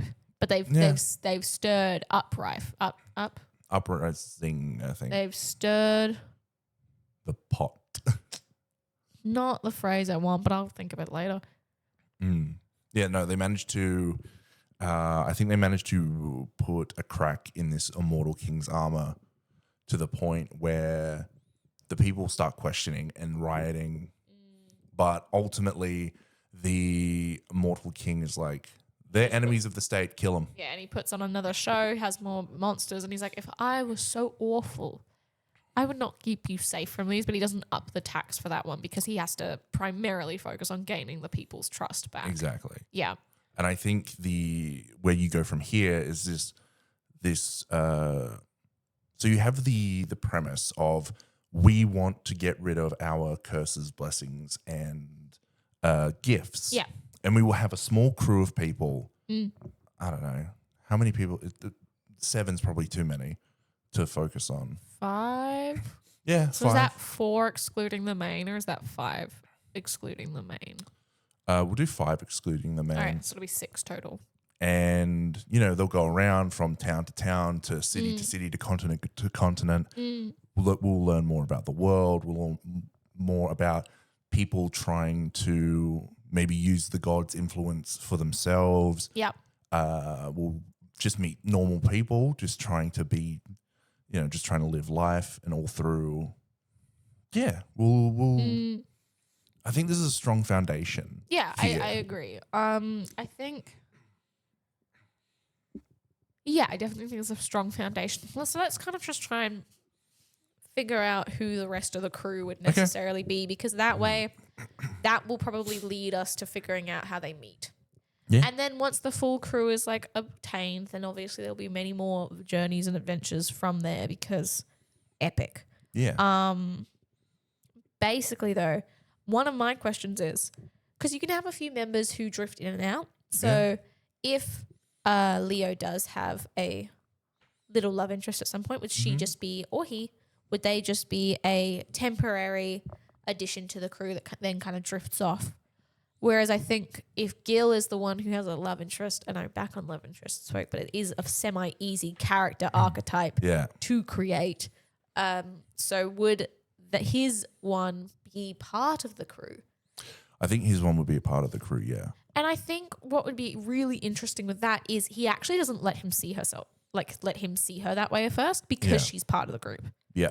He's like, well, no, I'm not going to fuck up the dynamics of the group. Yeah, she's pretty, but there's plenty of pretty women everywhere we go. Yeah. She could be the next person that we meet.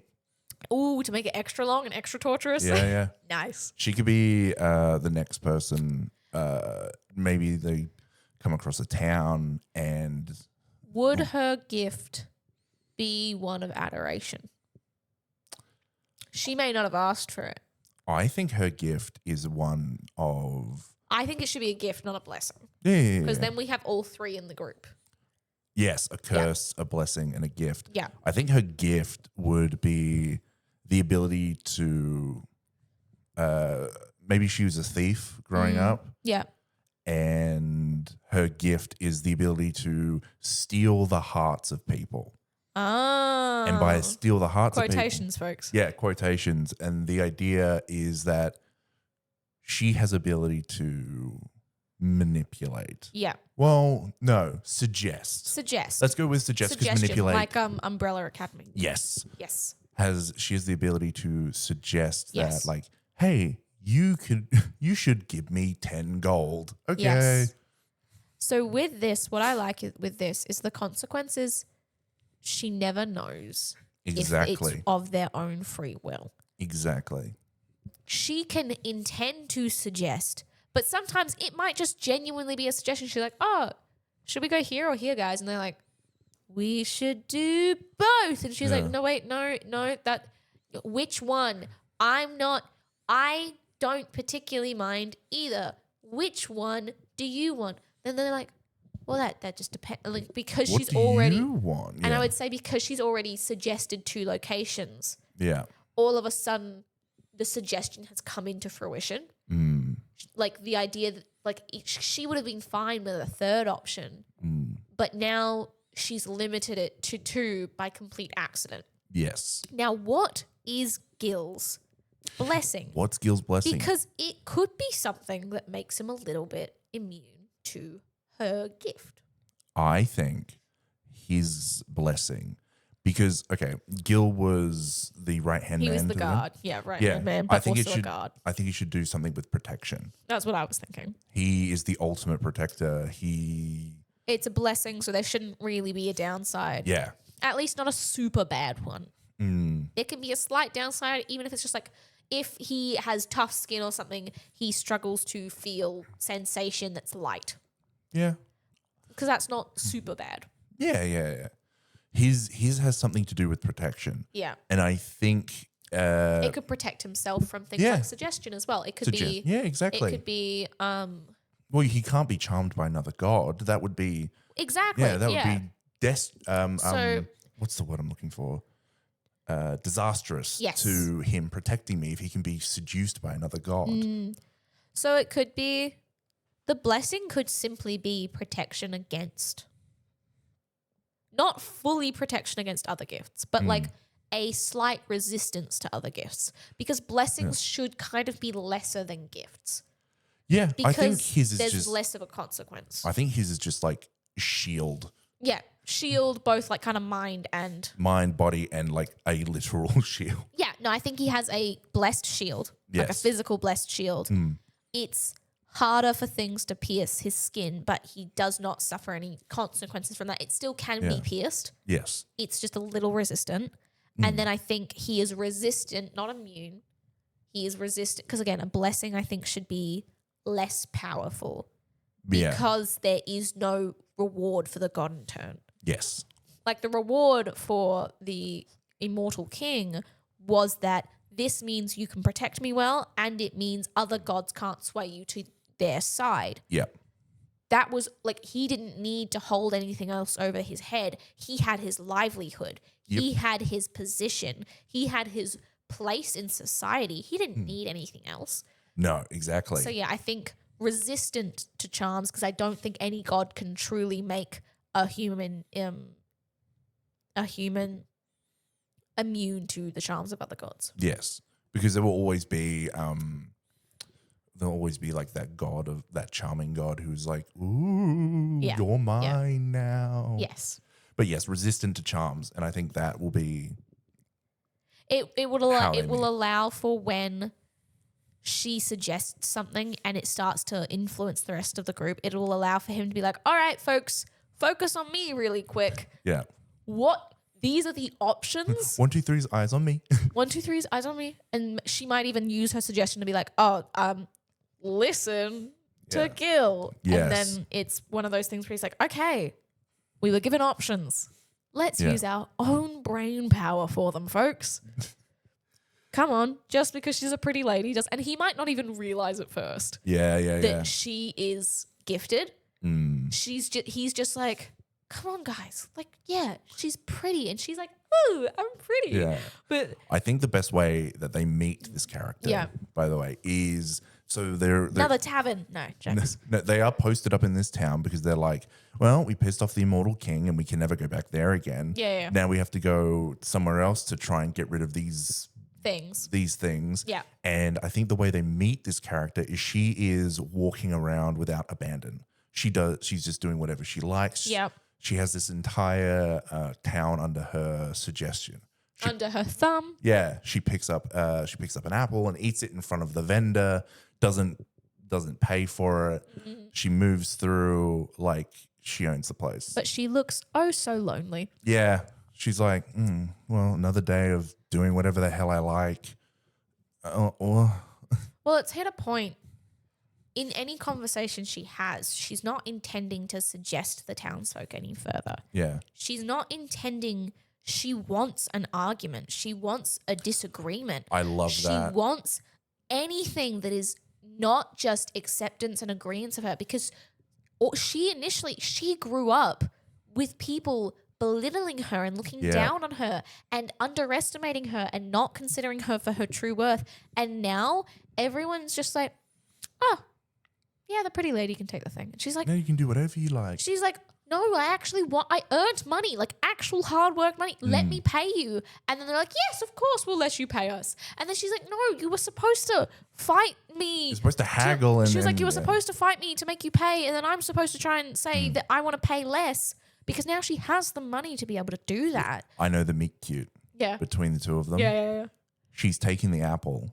Gil obviously has this strong sense of justice. Yeah. He grabs the hand. He's like, are you going to pay for that? And then she unwillingly does the suggestion thing, and it doesn't work on him. He goes, you should really pay for that. and then she's like, sparks. Yeah, She's sparks. like, I mean, like, and like, if it, because in a visual format, you have like the pink like mist around her and stuff for a little bit of a bit, because obviously people probably won't realize she's going to be long term as of this meet cute. Yes. Right? There's a little bit of the mist, and she's just like, the shopkeep didn't tell me to. It's like, okay, cool. Pay the man. And then with the shopkeep, oh no, it's fine. It's okay. She can take whatever she likes. Nope. She'll pay. And then she does, and because of like, so does the suggestion get enacted by actions, or is it only when she speaks? Because if she gives the man the money, will he just accept it because it's clear that she wants him to take the money? It has to be through some form of contact. Contact. So her giving him the money would count as enough. But if she gestured to give the money, it wouldn't be enough. Yes. Okay. I think because it's not mind control, but no, it's suggestion. But at this point, the village is so enamored by her. It Yes. feels like mind control. Yes. Okay.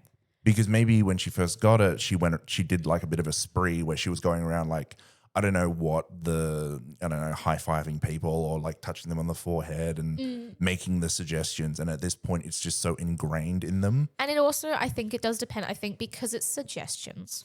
Yes. If she were to say, kill your wife, they'd be like, no, but they would be inclined to possibly see their wife in a poorer light or they have would, an argument. Or they would like think about it pretty hard. Because, maybe not pretty hard, but like there would be a sliver of a thought that went, yeah. Should I? Yeah. Because that's they'd be like, essentially what a "That's ridiculous." suggestion. That's essentially what a suggestion is. Like, hey, you should probably do this thing. Maybe I should. And then I think, she absolutely, and like I think she immediately just like kind of picks up conversation with Gil, and she's like, so Yeah. I've not seen you around here before. I know pretty much everyone here. And he's clearly, and because they're all looking at her. They're all looking at her. She's like, look, I don't want them to be looking at me, but they like when I say that, they then don't even spare me a glance. And there's really no good in between. And he's like, how? What do you mean people? I get it. You're pretty. You're used to people like looking at you and giving you what you want. But come on, have some decency for others. And she's like, no. So desperately, she's just, this man does not get it. Yeah. And they could actually have an argument where he fights back. And it's starting to be like, oh. She's like, oh my God, I missed it. Because at this point, she feels like she has a lack of agency. Yeah. Because sometimes you don't actually know what you want.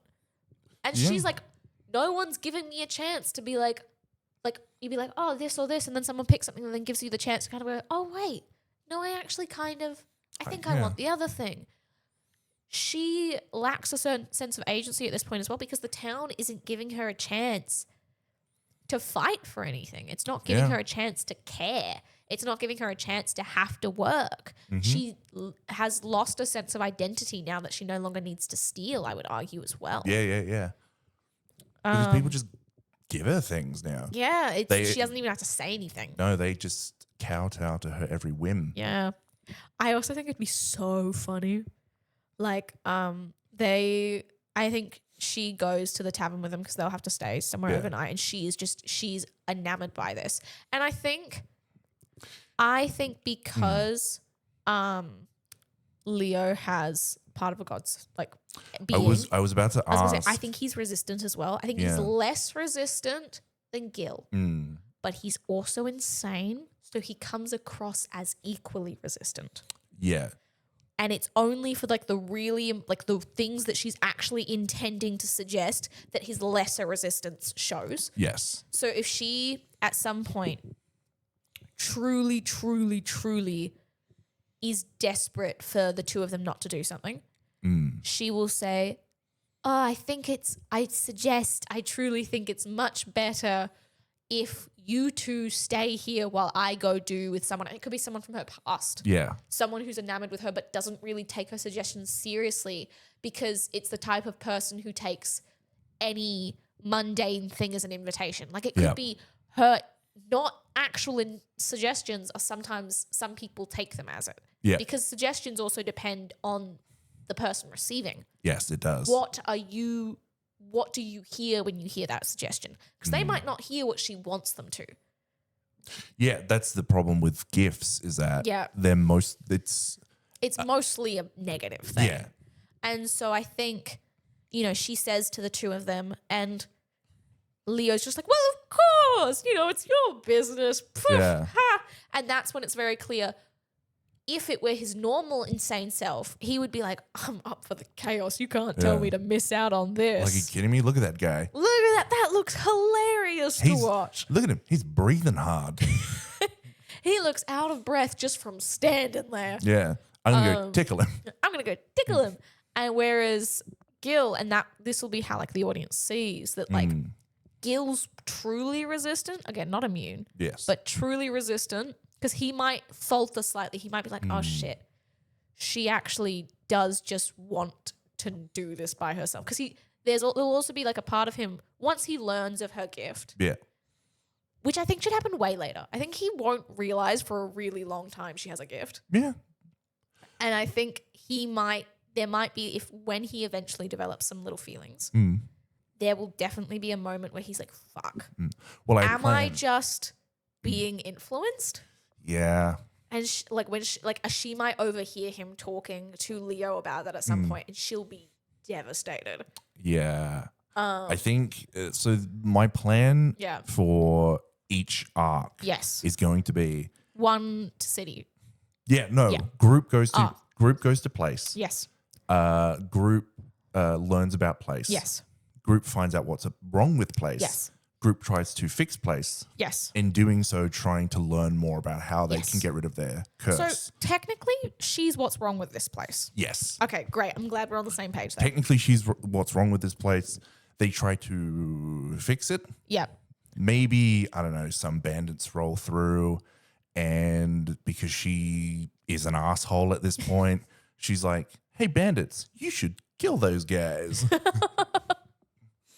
Because they would be easily suggested to. Yeah. They would be easily suggested to. I was also going to say, I would not be shocked if someone from before she had the gift coerced her into using the gift in certain ways. Well, that could be, that could be really interesting. That's kind of what makes her the big problem to the villain. Because she can't be the sole problem. Otherwise, why would they want her to join the crew? Or why would she want to get rid of the gift? Yeah. Exactly. She's being manipulated by someone who thought love, like maybe a father figure where she was a part of a crew. Or a boyfriend or something. A boyfriend, yeah. Yeah.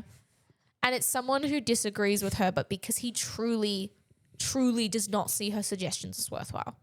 Yeah. So he's immune in quotation marks to her suggestions because only because he's a narcissistic dickhead. Well, because he values her so little, whereas everyone else values her on the same level as another human being. Yes. So her suggestions end up being, because of the gift, her suggestions are considered as if someone of authority was giving a suggestion or someone who is truly, truly beautiful and you kind of want their favor is giving a suggestion. To this man, he knows he has her fate, whether it's a mother, a brother, a father, a boyfriend, a whatever. I'm thinking like father figure. A father figure. This father knows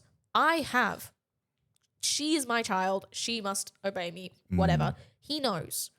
So there is no need for her suggestions to hold any weight to him. Exactly. For you are my child and I own you. Yep. Yeah, I love that. And so I do think hey, it's also why she's so attached to her father and she's not left, because he's the only one who doesn't bow down to her whims. She says, you're the only one who truly cares about me because you cared about me from before, even though her father does not care for her at all. Yes. The fact that he sticks around knowing she has this gift and does things against her gift, she's like, this is what family is. This is what love is. I'm thinking we pivot from street urchin to maybe she was a rich kid. I think so. Rich kid with a neglectful father, and all she wanted was him to turn her way. Yeah. Yeah. I want people to look at me. I want them to notice me. I want them to care about my suggestions. So I would like a pony, father. Yeah. And then the father's like, well, of course, that's what she wished for, pretty much. Exactly. Yeah.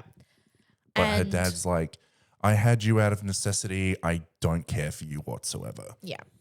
And I think it's a very beautiful example of how the gods do not care for the one person she wanted to be able to suggest is the one person, obviously there's more, but is the one person who will not, nor will ever give into her whims.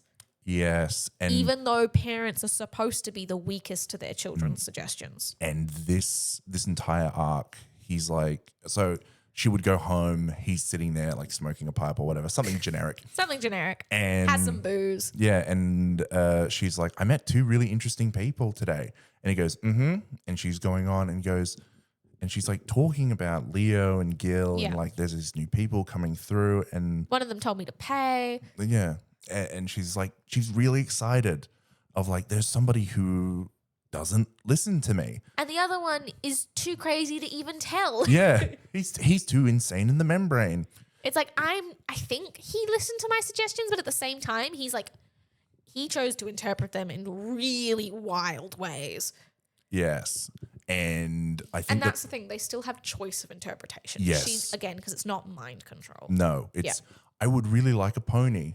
And that's a suggestion. Yeah. So it's like, oh, I'll think about it. And then they get the rocking horse Yeah. if they can't afford maybe an actual pony. yeah. But the dad's just listening to it and he sort of, I don't know, puts the pipe down or newspaper or whatever. Yeah. He looks at her and he goes, Did you manage to do the thing I asked you to do today? Ow. And Ouch. And she just deflates. yeah, she's like, oh, sorry, I forgot. You forgot again. I keep telling you and you keep forgetting. I'm starting to think that you're doing this on purpose. And that's the relationship they have. Oh, that's so painful. Yeah. And She's my favorite. Already? She's my favorite. We might make more that like become better favorites, but Yeah. But that's so devastating. so what he's trying to do is he's trying to use her ability to get into government so that he can curry more. Fucking knew it. Yeah, more power, more. And what he's like, did you go down to the mayor's office? Did you suggest that he should have a meeting with me? And she, I forgot. Oh, you forgot. You forgot again.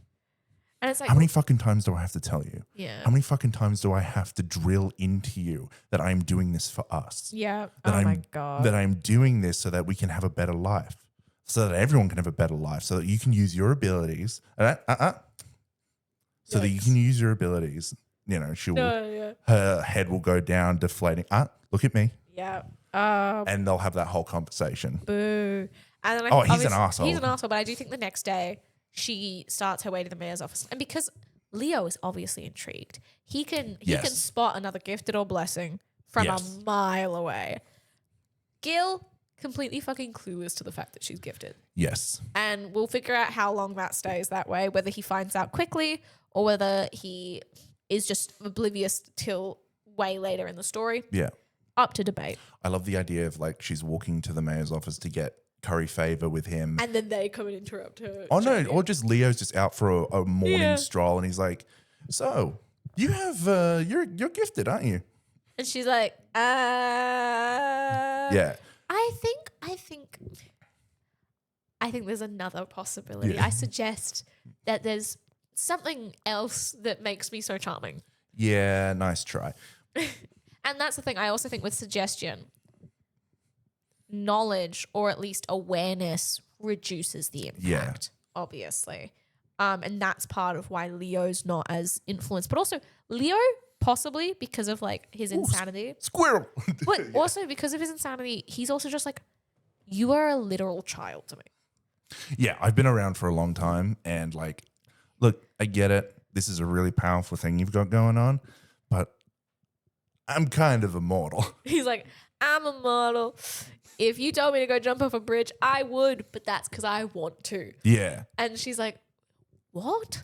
I'm not gonna, I mean, I had to make sure I don't say stuff like that in joke. And like, cause she realized at one point, she was like, oh, go fuck yourself. And then someone like just started like trying to do something in the middle of the street because they like, pissed her off. I know exactly what they're gonna start doing. Well, depending on the gender. Yeah. And she's just realized like she's had to snip it herself so that she doesn't cause accidental things. Because again, people are aware enough to know I shouldn't do that in the street, but also that's just a barb. But someone critical thinking in a world where the gods have so much influence probably isn't as strong. And that can probably lead to the suggestion thing being more powerful than if it was here in like Australia today. Yeah. At least for our, like, for depending on who you're talking to. I don't know, because misinformation is such a big thing. Misinformation is such a big thing. And but all that is basically just suggesting an alternative look. it is, but it also depends on how big your echo chamber is. Yes, that is also true. She is one voice. Yes. And people will have conversations afterwards, and they might have someone be like, oh, but did you not think, like, there's a chance that the butcher or the farmer or whoever she's getting all these things from has a conversation with their wife when they get home, and all of a sudden they're like, did you give her free stuff? And they're like, oh, yeah. why did I do that? We need money to live. Yeah, yeah. And then, like, they justify it to themselves. Oh, she's a sweet girl. You know, her dad doesn't give her much attention. Yes. Like, yada, yada. Also, sorry. Yeah. You know, your dad does, You keep hitting the table. you know, her dad doesn't give her much attention. And it's like, and then, like, you know, the other party is like, well, yes, but also we need to make a living. And so there's this level of the awareness can maybe click in afterwards, and they justify it in their heads. And that's probably what was running in their heads during the moment, during the action, because the suggestion was enough to also create a narrative as to why they would do it. Yes. And so she walks up to the mayor's. I think as they're walking, they're having this conversation, Leo and her, and he's like, so you want to, let's go do something fun. Let's not do this. Let's just go do something. And she's like, oh, I have to. My dad told me to. And he's like, aren't you the one that tells people to do Yeah, stuff? Just tell them you don't want to. It's like, and she's like, it doesn't work like that. And I think at this point, we get into it and how she got her ability, and we get the sad backstory. Absolutely. Well, I mean, the sad backstory's already been implied. Yeah, the sad backstory's implied, but we get it's fully, the how she gets it. It's how she gets it. And then, we cut back, they're sitting down, they're talking to each other. And he's like, wow, that's really sad. You want to get some ice cream?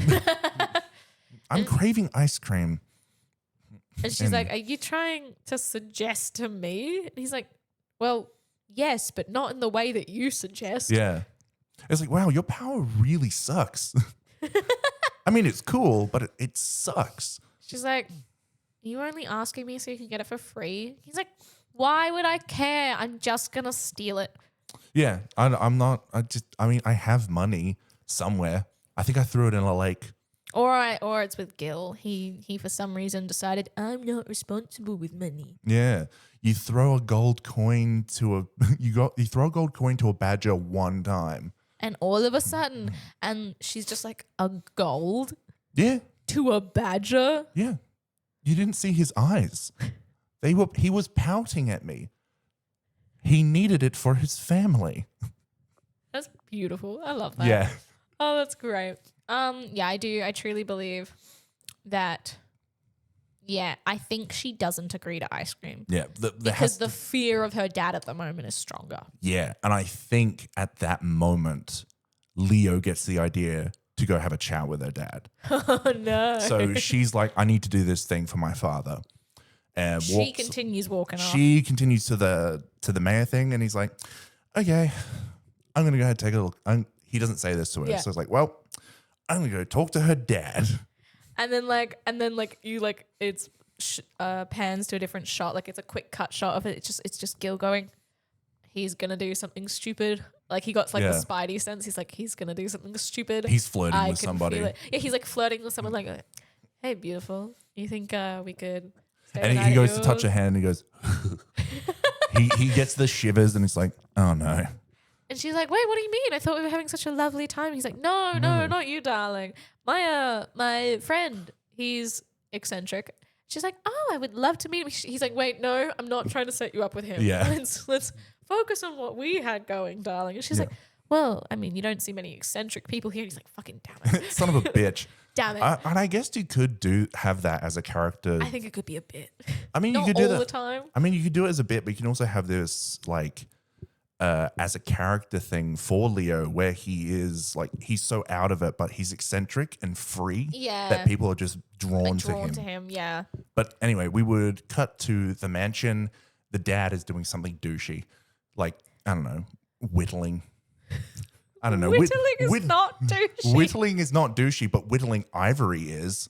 Oh, yeah, okay, very different thing. Yeah, whittling. Yeah, that's okay. that's what I know. Wood whittling is usually how what people do, but if you're whittling ivory, If you're whittling ivory, you're a fucking monster. yeah, no, Because firstly, you bought ivory or you acquired ivory through a different means yeah.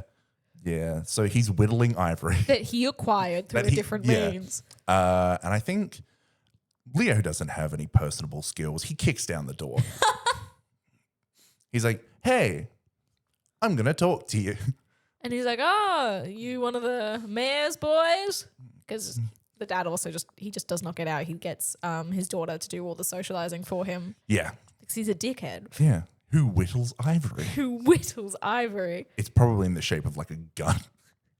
He's whittling it into the shape of a gun. I was kind of thinking he just loves irony and was going to like whittle it into the shape of whichever creature he got it from. Oh, Because yeah. that's just fucked. Yeah, that's No, it's It's so horrible. I love it. Yeah, thank you. It's And- my forte. Yeah, so horrible. My name's Bella. So horrible. I love it. Well, that's what people say about me. Fuck. Comedic genius here, folks. So I like the idea that he like kicks down the door. He barges in. He's like, I want to have a proper conversation with you. You know, your daughter's awesome. You know, she's amazing. And you treat her like a fucking chew toy. And it's like, how I treat my daughter is none of your bam. Ooh. Punch to the face. God, Leo, you guys are going to get kicked out of this town again soon. Yeah. Well, that's the idea. Yeah, they get kicked out of everyone. Well, not just that. They also they have to flee because Leo does something either so inflammatory that he gets them in trouble, or they all do something stupid. Yeah. And it could just be a clashing of all their gifts and blessings that like makes a problem way worse when they were trying to fix it. And they're like, why must we have these gifts? Yeah. Why must we be blessed and cursed? Ah! I think at this point, he is just like, you are the worst of the worst. I've met some pretty shitty people in my life, but you fucking suck. And I like how Leo says that. And let's be real here. The dad's probably not one of the worst people Leo has met, but No. the difference is this time he has a interest in, as in like he likes the chick, Yeah. and he wants to be her friend, and so all of a sudden everything appears worse to Leo because it's like, no, fuck this. I think that chick's super cool. I Yeah. think she's pretty awesome. How dare you, Use who her that sucks? way. Yeah. But also, I think part of the reasoning is there have been worse people who he's met that have not been abusing another's gift. Yeah. They were just abusing their own gift. Or they were just abusing the system. Yeah, right? yeah. They weren't abusing the gift that someone else possessed and Leo knows gifts make people miserable. Yes. He knows that. He knows that because he's cursed. He knows that because he's met plenty of gifted who chose to just die. He knows that, right? And so to him, the fact that this man didn't even get the gift himself, maybe he persuaded his daughter into asking a god for a gift. Yeah. Maybe that's part of how she got it, is he left little suggestions. He manipulated her. We could drop hints at it as well. Exactly. And so it's very much one of those things where it very well could be his doing as to why she has a gift, and now he's abusing her gift as well. Yeah. And he's like, I know people like you. You're a piece of garbage, blah, blah, blah. And the guards get called because, of course, he has guards. Yeah, of course. Because he's rich and He wants to be mayor. Yeah, he wants to be mayor. He wants to be known as this rich, powerful man. Yep. Big man. Yep. I think he goes on with this rant. Maybe she comes home and there's a whole thing. And I'm just looking at the time. Okay. I think we're gonna have to cut it off there. Yep. I think we'll continue next episode then. Yeah, we'll continue next episode because there is so much. I think there's a lot of exploration to be done. A lot here. of juicy good stuff. Yeah, and I'm really enjoying this. But you know what that means, right? You have to listen to the episode. I know, just to remember it all. But with that being said, I think we'll have to cut it off. Thank you so much for listening. I'm so sorry for cutting it off so suddenly. Cliffhanger, folks. Yeah, what happens? We don't know, do you? We literally just made all of that up from the top of our head. Yep. Find out next time on the next episode of Dragon Ball Z. Find out next time on the episode of Dragon Ball Z. Thank you so much for listening. I have been your host. That's right. I took it back. That's okay. I didn't want the host position. I took it back. It's mine now. Sure thing, Ahky. All right. You have been their host. Cool. I have been their host, Ahky. And I am your co-host, Bella. Thank you for listening. And don't forget to like, comment, share, and subscribe. See you, Thanks. See you next time.